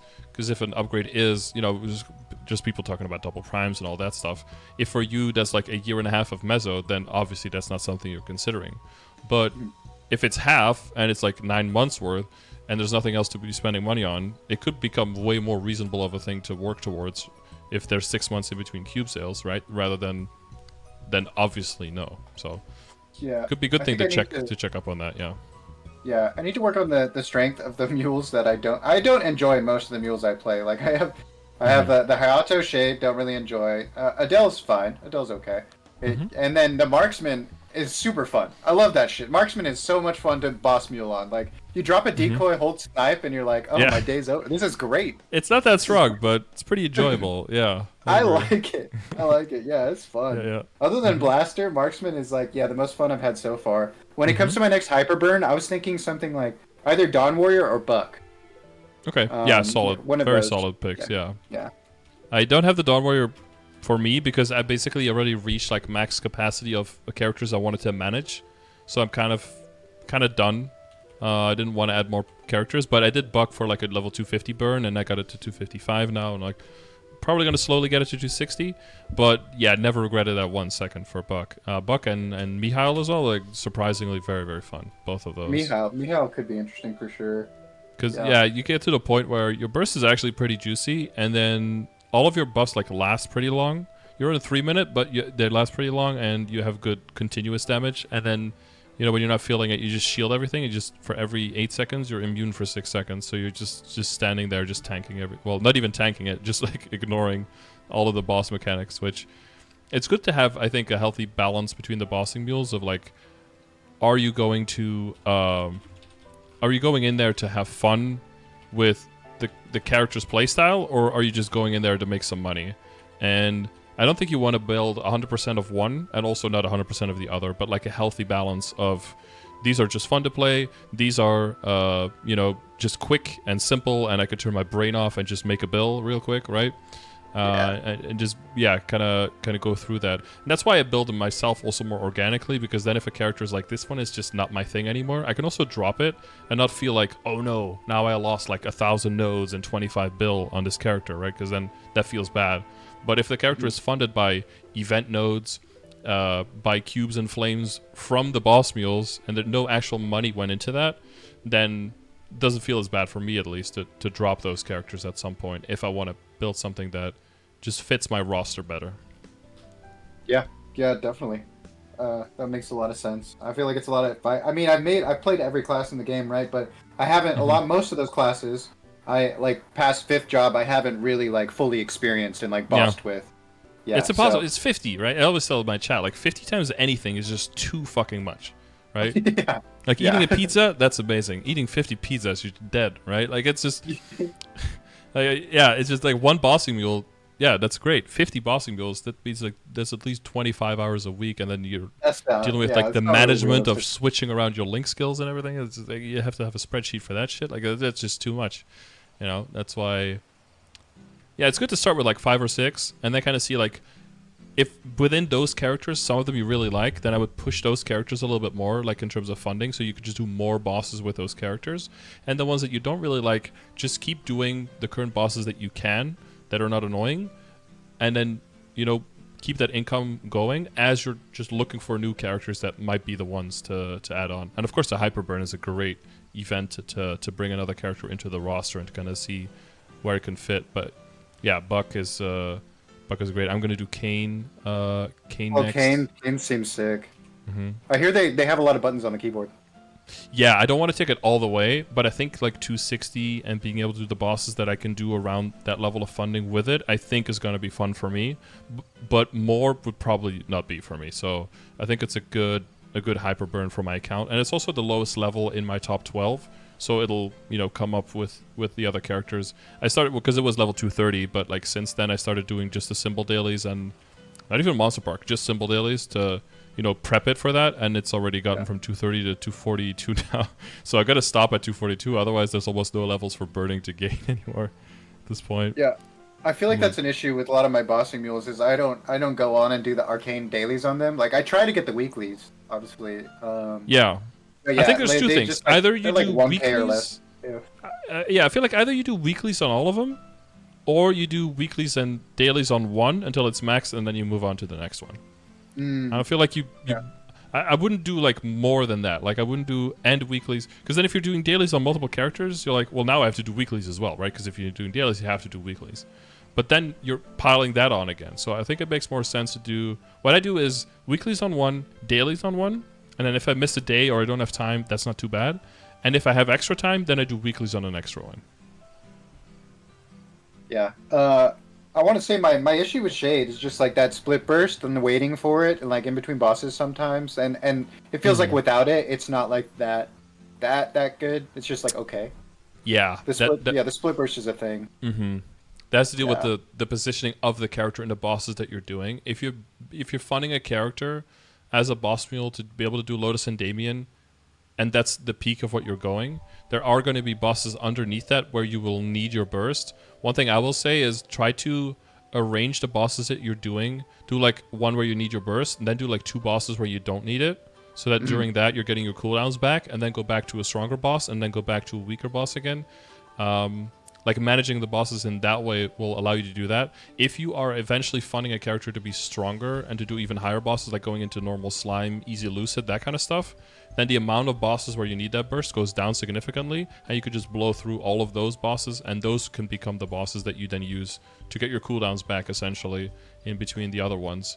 But yeah, if you don't have the love for that character there, I would just use it as a stepping stone for funding and for resources for your account to bring another character up until the other character surpasses it and it kind of kicks it from the roster. Because there's probably always 1 or 2 mules that you're like leaving for the very last moment, and I think that's always a good like learning moment for yourself, like, or a teachable moment, whatever, for anyone at home as well. Like if you're finding that you're doing something at the very last moment every single week, every single time, because you kind of know that you have to or should because it's that good, but also you just really don't want to do it, try a week where you just don't do that thing at all and see how you feel after that week. If you feel like lighter or happier as a person, and if you do, then just drop that thing and just don't do it anymore.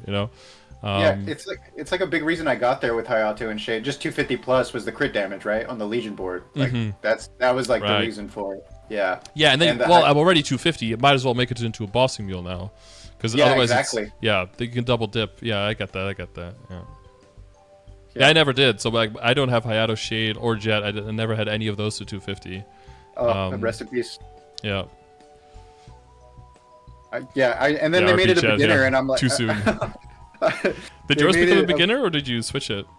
I mean, I switched it because it wasn't I realized it wasn't counting towards the Legion level. I just picked like some random ass class. I'm probably never gonna play it, but yeah.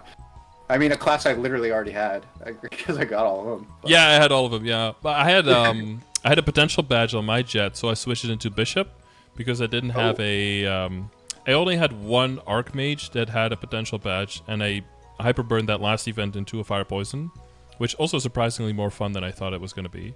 But then I had no badge for a Bishop, which was like, in an account like mine, kind of annoying. But then because of the Jet switch, I was like, oh, now I have a Bishop with a potential badge as well, so that's nice. And I kept all the Dark Totems on there, so I actually had like Dark Totems as well for any other stat, so lucked out with that.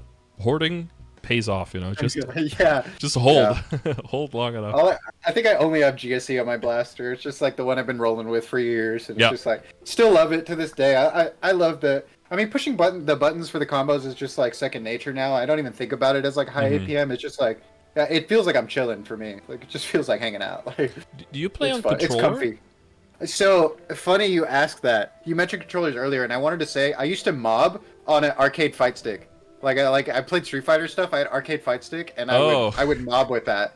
I would just like shotgun punch and like jump around with that. It was just like it was on an arcade stick, and it was actually pretty comfy. It was way more comfy than sitting in my chair and mobbing for hours. And that was back when I was doing like Choo like years ago. Grinding on that last map. Yeah. Yeah, I mean, ultimately, it's just all button placement and muscle memory eventually, right? Like, everything can kind of work. Yeah, I mean, shotgun punching is pretty easy. I mean, you're just pressing like 3 buttons over and over all day. Mm-hmm. Whereas doing the other combo, whatever you call that, the revolving, what? I actually don't know. It's called... Well, it's more about the order you press them in and how long you hold them, right? For the other combo? Yeah, the other combo is a bit more intricate, and you have more control over it. But that's your damage doing combo. That's the one you're juicing up. When you get your Hex Matrix, you're putting most of your points into that, according to like the guide they have in the Discord. If you're doing exactly. that route. Mm-hmm. Yeah, that's where most of your damage comes from. Yeah, it's about like holding those buttons.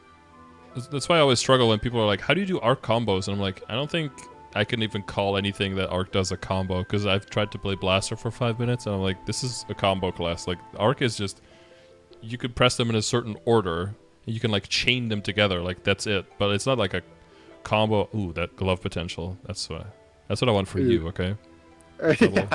Double crit damage prime. Rage. Yeah, I hit mine finally. Like the last event, I had prime HP, and then I rolled prime HP again, and then I rolled prime MP, and then I rolled this one. So eventually we hit. And now I have the cubes left to also hit on my DA, but I'll have to wait for the cash up transfer to hit that. Is 10% all stat prime? Is that a prime line? Yes. Then I have a triple prime Sweetwater Pendant ultimate nut for Xenon's 30% all stat. Yeah, well, yeah, especially since it's like an old flame as well, and it's got the all stat. It's like a 5% flame, but yeah, like a Xenon probably like that potential for sure. I saw someone with that same potential on a Sengoku badge. Oh shoot. Yeah, and they tried to roll over it for like 3-line luck, but it was actually worse. They had to double prime the luck to get better. Just like 33 luck was worse than that. Then 30% all stat? Yeah, because of like secondary stats, right? You have like 3 Thieves, Cadena, Shadower, and Dual Blader. They have two secondary stats, so it actually scales better for them. Yeah, I think Dex scales a little bit for most warriors, right? Mm-hmm. Yeah. Yeah, but you have no base, so there's not much that it can multiply with. Like, technically, strength scales for DA as well, but it's more like, yeah, hit some strength and some all stat on a flame or something, but yeah, you're not going to be like looking for it in potential. It's just disgusting compared to what it could be. But yeah, keep looking on the boss meals, because you're at the point as well where your whole matrix is ultra. I guess you have a little bit of weapon aura and Goddess Blessing left, but other than that, yeah, I could probably finish those right now if I wanted to. I just don't really think about it too much. Yeah. Oh, But I think weapon aura. you don't have a rope lift in. Do I need that? No, you didn't need it, but it gives base stat 1 per level, so it ends What? up. I didn't know that. Yeah. So if you equip it in like a leveled up slot instead of one of your decent skills, you can actually get you can get up to 30 all stat from it if it's a maxed one. Okay. Yeah, that's a good idea. I might as well throw it in the empty slot right now just for the little. Yeah, you have the 16 space. Yeah, fuck it. Yeah. Yeah. There might be a time where we have to build more boost nodes once the mastery cores build out more. But until then, you know, rejoice in the space that we have. Yeah, that extra space we got. I forgot what patch that was. That when we got the 6 job? It seems like it unlocked the whole matrix for us. Yeah. Then they switched it to capping out at 260 instead of at 300. So. Oh yeah. Yeah, some characters gain like 8 slots or something. It was like, oh shit, let's equip all of the skills. Yeah. Everything. Yeah, I didn't know that about rope lift, but my rope lift is actually, funnily enough, it's a little bit leveled. It's at 17 right now, so something yeah. I can think about. There you go, in level 5 slot, that's 22 strength and dex. If anything, you made those gains already. Instant session gains. Yes, because I have Blink in a level 5 slot right now, so I should just put rope lift there, right? Yeah. No, Blink right, also gives 1 attack per level, so I would put the that maxing out, that goes up to 30 attack. That's why you were leveling that, right? Yeah, that's why I was doing right? that. Totally, yeah. No, the ones that benefit the least from the levels would be your decent skills, because they already have over 100% uptime even at level 1, so they maybe add like instead of like decent speed infusion or something like that. Will of Erda, I can move out, right, and put rope lift there. It doesn't really. Will of Erda gets shorter cooldown with extra levels. I only really use that in like Black Mage. I feel like. Yeah, no, that's true. But I mean, for that reason, you could also just unequip it if you're not black maging, right? But I think it's 30 seconds difference for the 5 levels for the cooldown. That's significant, I would say. Yeah.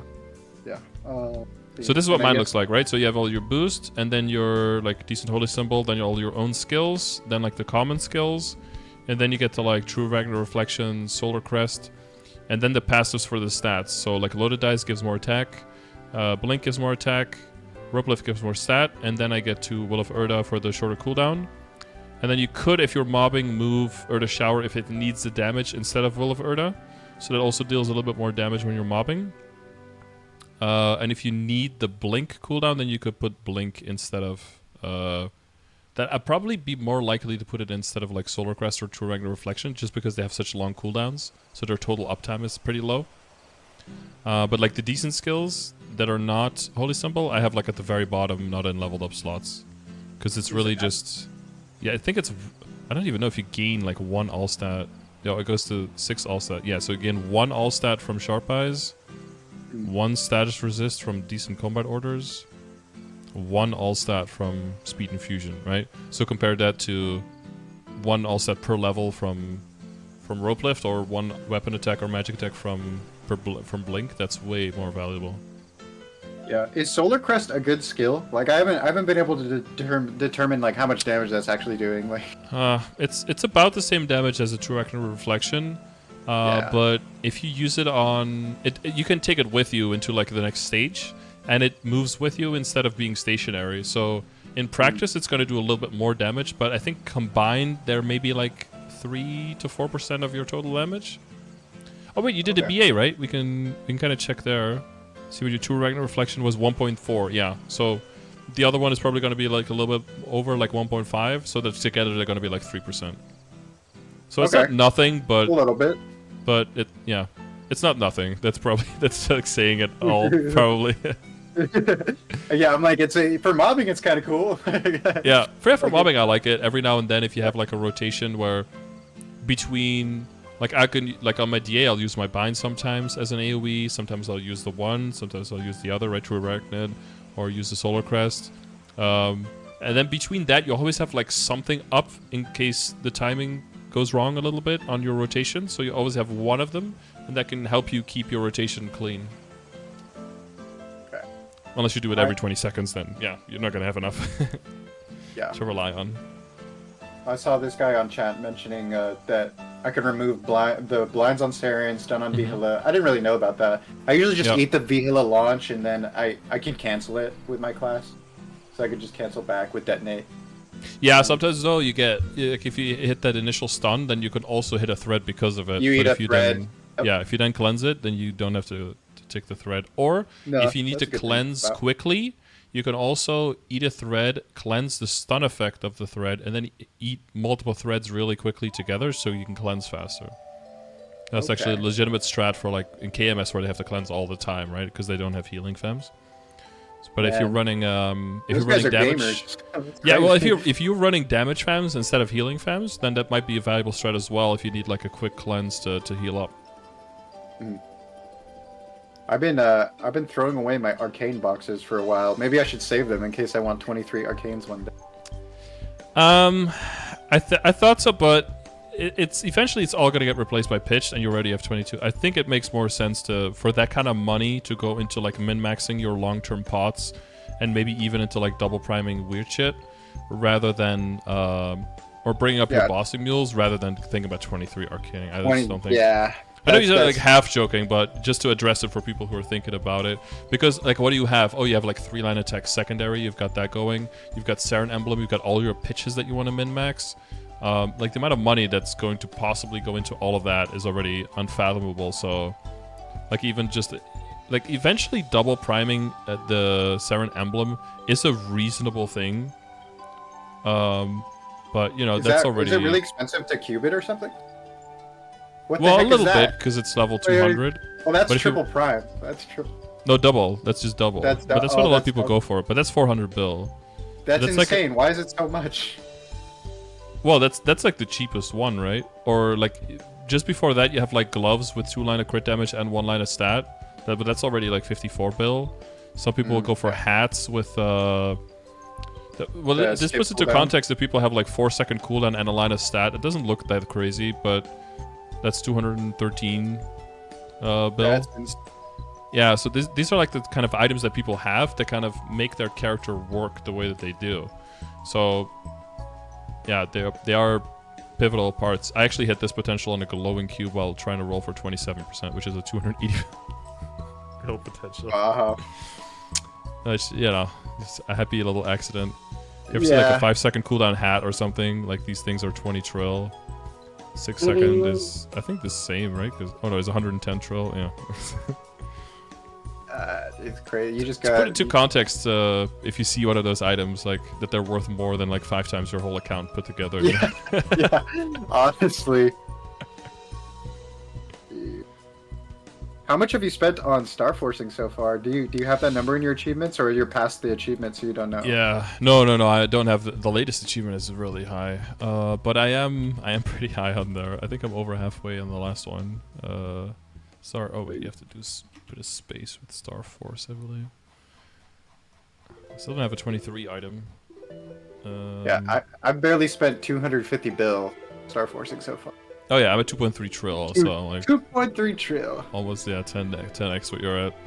But That's it's still crazy. it's still almost halfway. Like a 5 trill achievement is that's pretty far.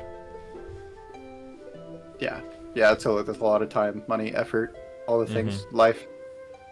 Yeah, well, I mean, eventually flames. I think if you're going that far into star forcing, it's just the amount of characters. But then you're going into like mass buying flames to min max. That would almost make more sense because, sure, you'd want a 23 star, but you just need more runs to have more backups, to have more attempts. You're just gonna run out of items that you can possibly 23 star, but Yeah. you're gonna end up with more money than items to tap. So eventually, your potentials are gonna, you know. Once you're double primed, going for triple prime doesn't make any sense. And 23 starring, you're limited on backup. So when get to that point, flaming actually becomes like the main way of increasing again.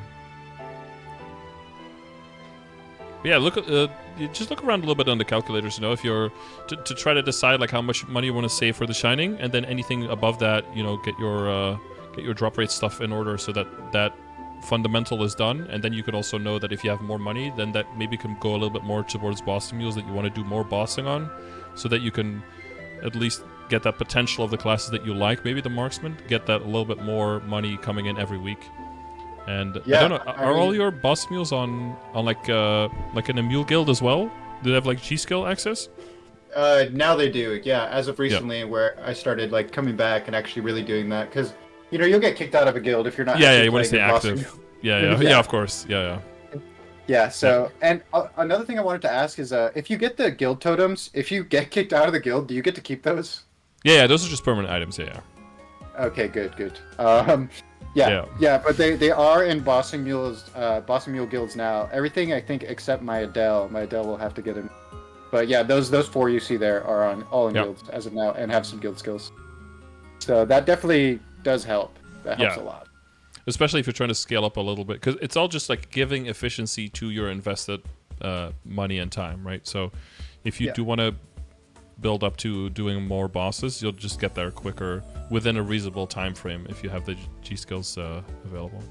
Yeah, with each of those characters there, I do party with Lucid and Will too every week. Generally, if I can find a party pretty quick, but if not, I'll just like hop off, go on the next one. Just like But normal runs for the crystal, or yep, just normal runs for the crystal, and also I have too many droplets right now from all the events and stuff. So I Sure. could realistically get a set of arcane just by buy some doing arcane. normal. Yeah. Yeah, even if you're just like buying the weapon, see if that gets you like strong enough to do the same thing, but then for hard lucid hardwell parties, and then see if you can get in some boxes that way. Yeah, that'd be great actually. It's definitely an option.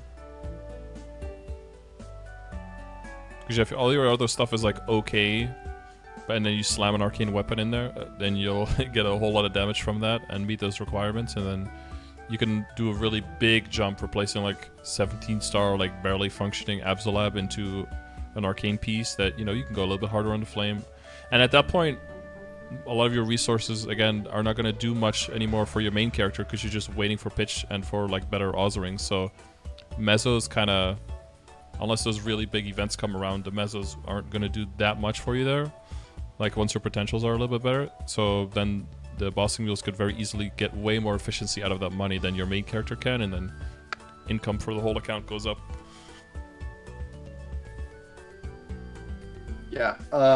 Yeah, I think when I'm going to be able to fill out the more the characters and switching out my roster, getting comfortable with the bossing mules before I actually commit to getting an arcane weapon on one of them. But if anything, I could definitely do that on the marksman since I already kind of love it. So that could be something. Legion board could get min-maxed. How are you with your crit?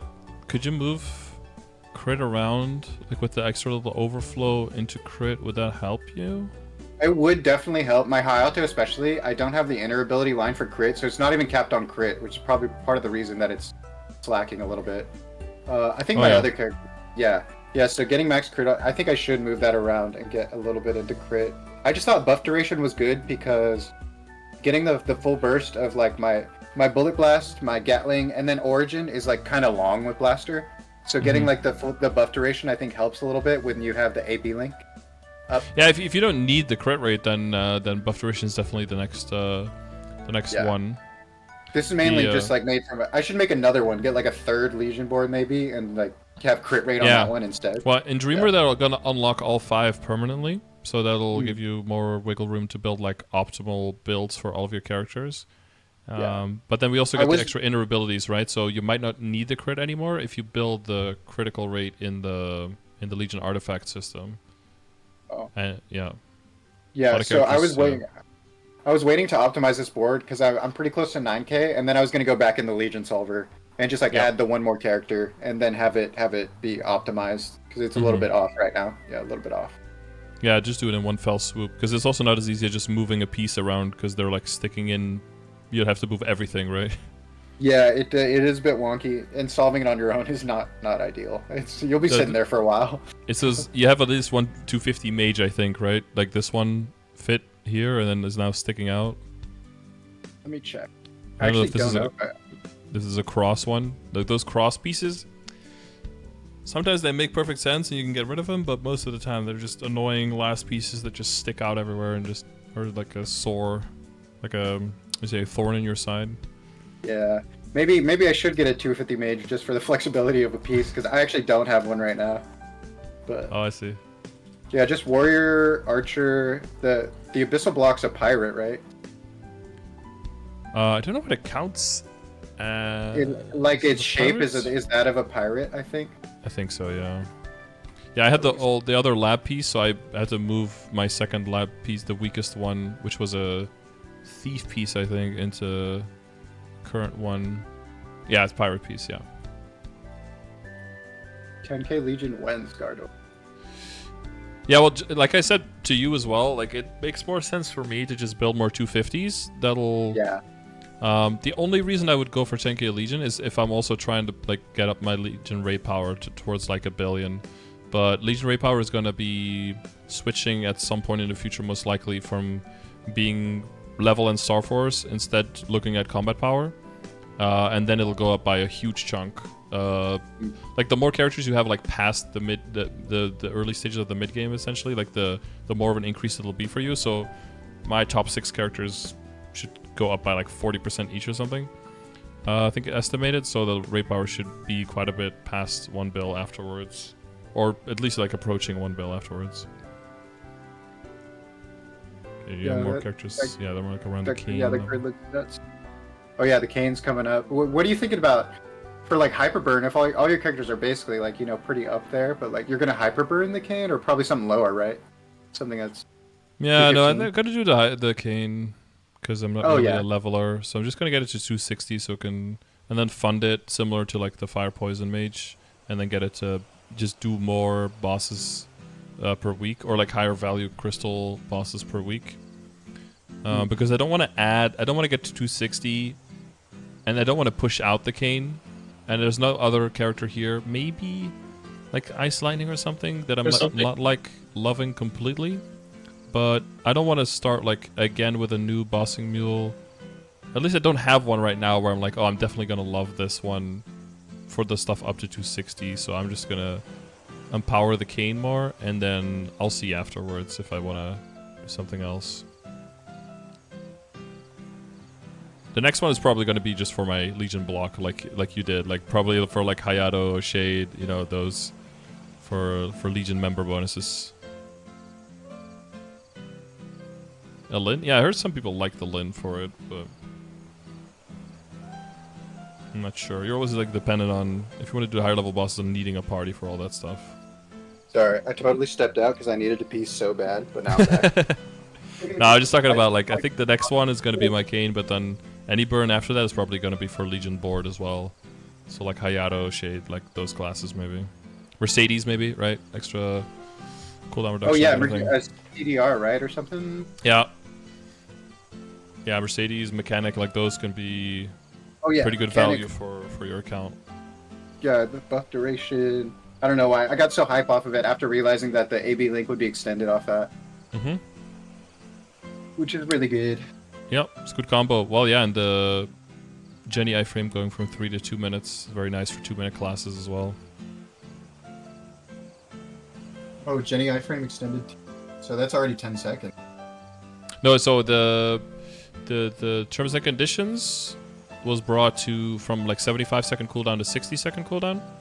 And then the Jenny iframe from 3-minute cooldown down to 2-minute cooldown, but no changes to the duration whatsoever. That's a lot though. A whole minute Yeah. off the cooldown is Yeah, just because they thought it was unfair that like 3-minute classes could always sync it, and the 2-minute classes kind of were fucked by the Jenny iframe cooldown. So It's crazy. this way They it's think more about fair. certain things and they don't think about like other things when, like, Yeah. in these balancing. Like it's crazy. Yeah, like the rings, right? Like, why is there no like 2 or 3-minute version for the rings then? Why do we have to ring swap and other characters? But then yeah, the downside I guess for 3-minute cooldown, if you have a Roar 4, like yeah, your 3-minute burst is insane, but then you have 2 minutes and 20 seconds or something where you have like a dead ring basically. So yeah, there's like the downside to it. That's why getting the roar in at the end is just ideal. Like when Yeah. you're about to fit. I mean, for like Colbert. Anyway. Mm-hmm. Yeah, definitely. The only problem is like not staying in combat with some things for too long that take you out of the damage too much. But Yeah, and blasters. I mean, the combo. I forgot how long that stays up for. That's a good point, actually. But I feel like once you pop your burst, I think it maxes out your combo training like immediately. I think.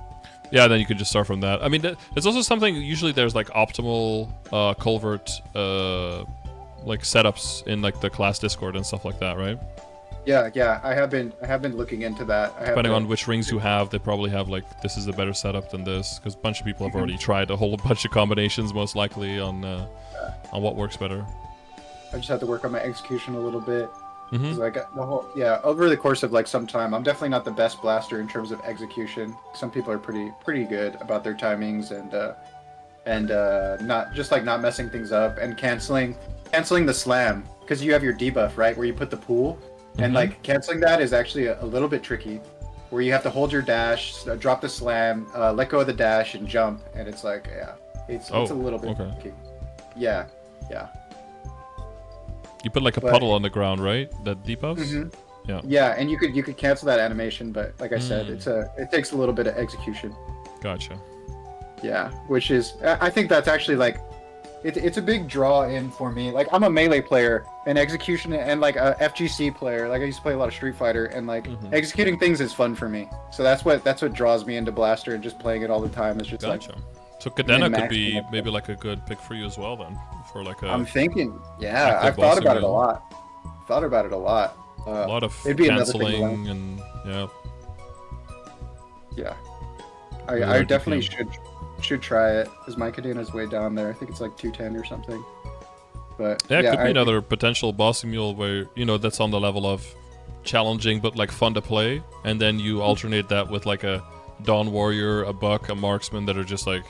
You're like drooling off the side of your face on one side and you didn't even realize it because you're just half falling asleep while bossing. Yeah, I do need some of those, you need that. Yeah. Break no, definitely. Yeah. Sometimes there's just a day where you just do 3 of those and you feel like you did nothing, but you somehow made 4 bill and it's like, okay, today's a pretty good day kind of thing. Yeah. I'm surprised by how much I ended up liking Marksman. That's so sick.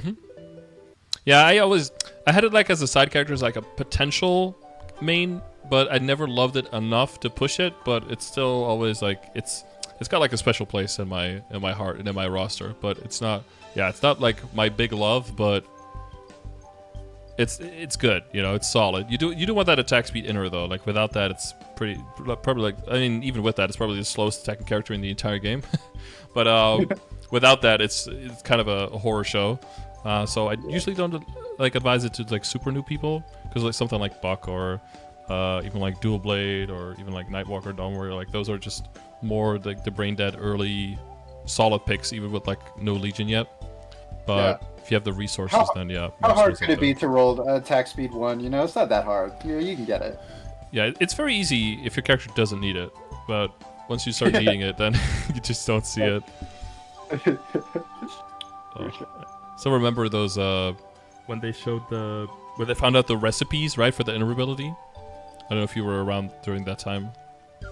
The recipes for inner ability? I remember you needed the books for the skills, but I don't know. No, there was like during a test server they found out that if you had certain lines in your inner ability and then you locked those and re-rolled, that the odds of the prime lines changed like dramatically. So they found out that if you have like, I don't know, like 2 attack per level or something, epic line and 10% drop rate line, and you lock those, that you could roll attack speed plus 1 inner on the top line instead of once every 400 rolls, like once every like 2 rolls on average or something. Was that something on purpose, or was that just like no? They just like found that, and then Nexon got like caught with their pants down, and that's where we got like the really big compensation with the flames as well. Like whenever you rolled all stat, then the chance of rolling jump with that was always like way higher. So people who have old flames, that you still see a lot of like all stat and jump together. But then they had to give a lot of compensation. But yeah, there was like someone who was rolling that, and they basically rolled like 20 times and rolled like 12 attack speed plus 1s or something, because they found the recipe. And it was like, oh god, like any character that ever needs it is like clawing their eyes out, like give it to me. But yeah, after that, we basically got all of our honor exp from 2 years and all of our flames from 2 years like reimbursed to compensate. That was amazing. That was amazing. So many flames you could do. Yeah, like 18,000 flames, and I never bought a single one. That was all from boss meals. It was ridiculous. I remember there was a point where the strength, they're like, strength is too easy to hit. We're gonna make it less easy to hit now. Yeah, they did the same thing. They tweaked the lines there as well. Yeah. Don't do that. Why would they do that? And strength is still free as long as you're flaming on a mage. Yeah. Then you hit all the strength. I'm surprised I didn't see triple prime magic attack on my emblem with all the Mhm. cubes I put in that. Oh yeah, yeah. My mom rolled it 3 times, I think, when she was looking for her weapon attack latest event, and she didn't hit it. Yeah, But Nexon she thinks they're so funny. 30 magic attack 3 times, so Yeah, yeah. unlucky. Okay, I still got a daily to do before reset. I don't want to keep you too long either. But No, for sure. is there anything else you can think about that would help you out right now? No, not right now. But if anything, I could maybe DM you, ask you a quick question or something. Yeah, sure. Yeah. Well, you can always jump into stream. I'm here most of the time. So, but if I'm not there, yeah, you can always DM on Discord for sure. All right. Yeah, sounds good. Thank you so much for your help. I think I have a good idea of what I'm gonna work on next with the drop gear on the greed pendant, what I want to flame, and how I'm gonna go about 22ing my pitch. It's all Yep. great. Sounds good. All right. Yeah. Well, best of luck. Thank you so much. I'm glad I was able to help you today. See you around. See ya. Bye bye. All right. Bye bye.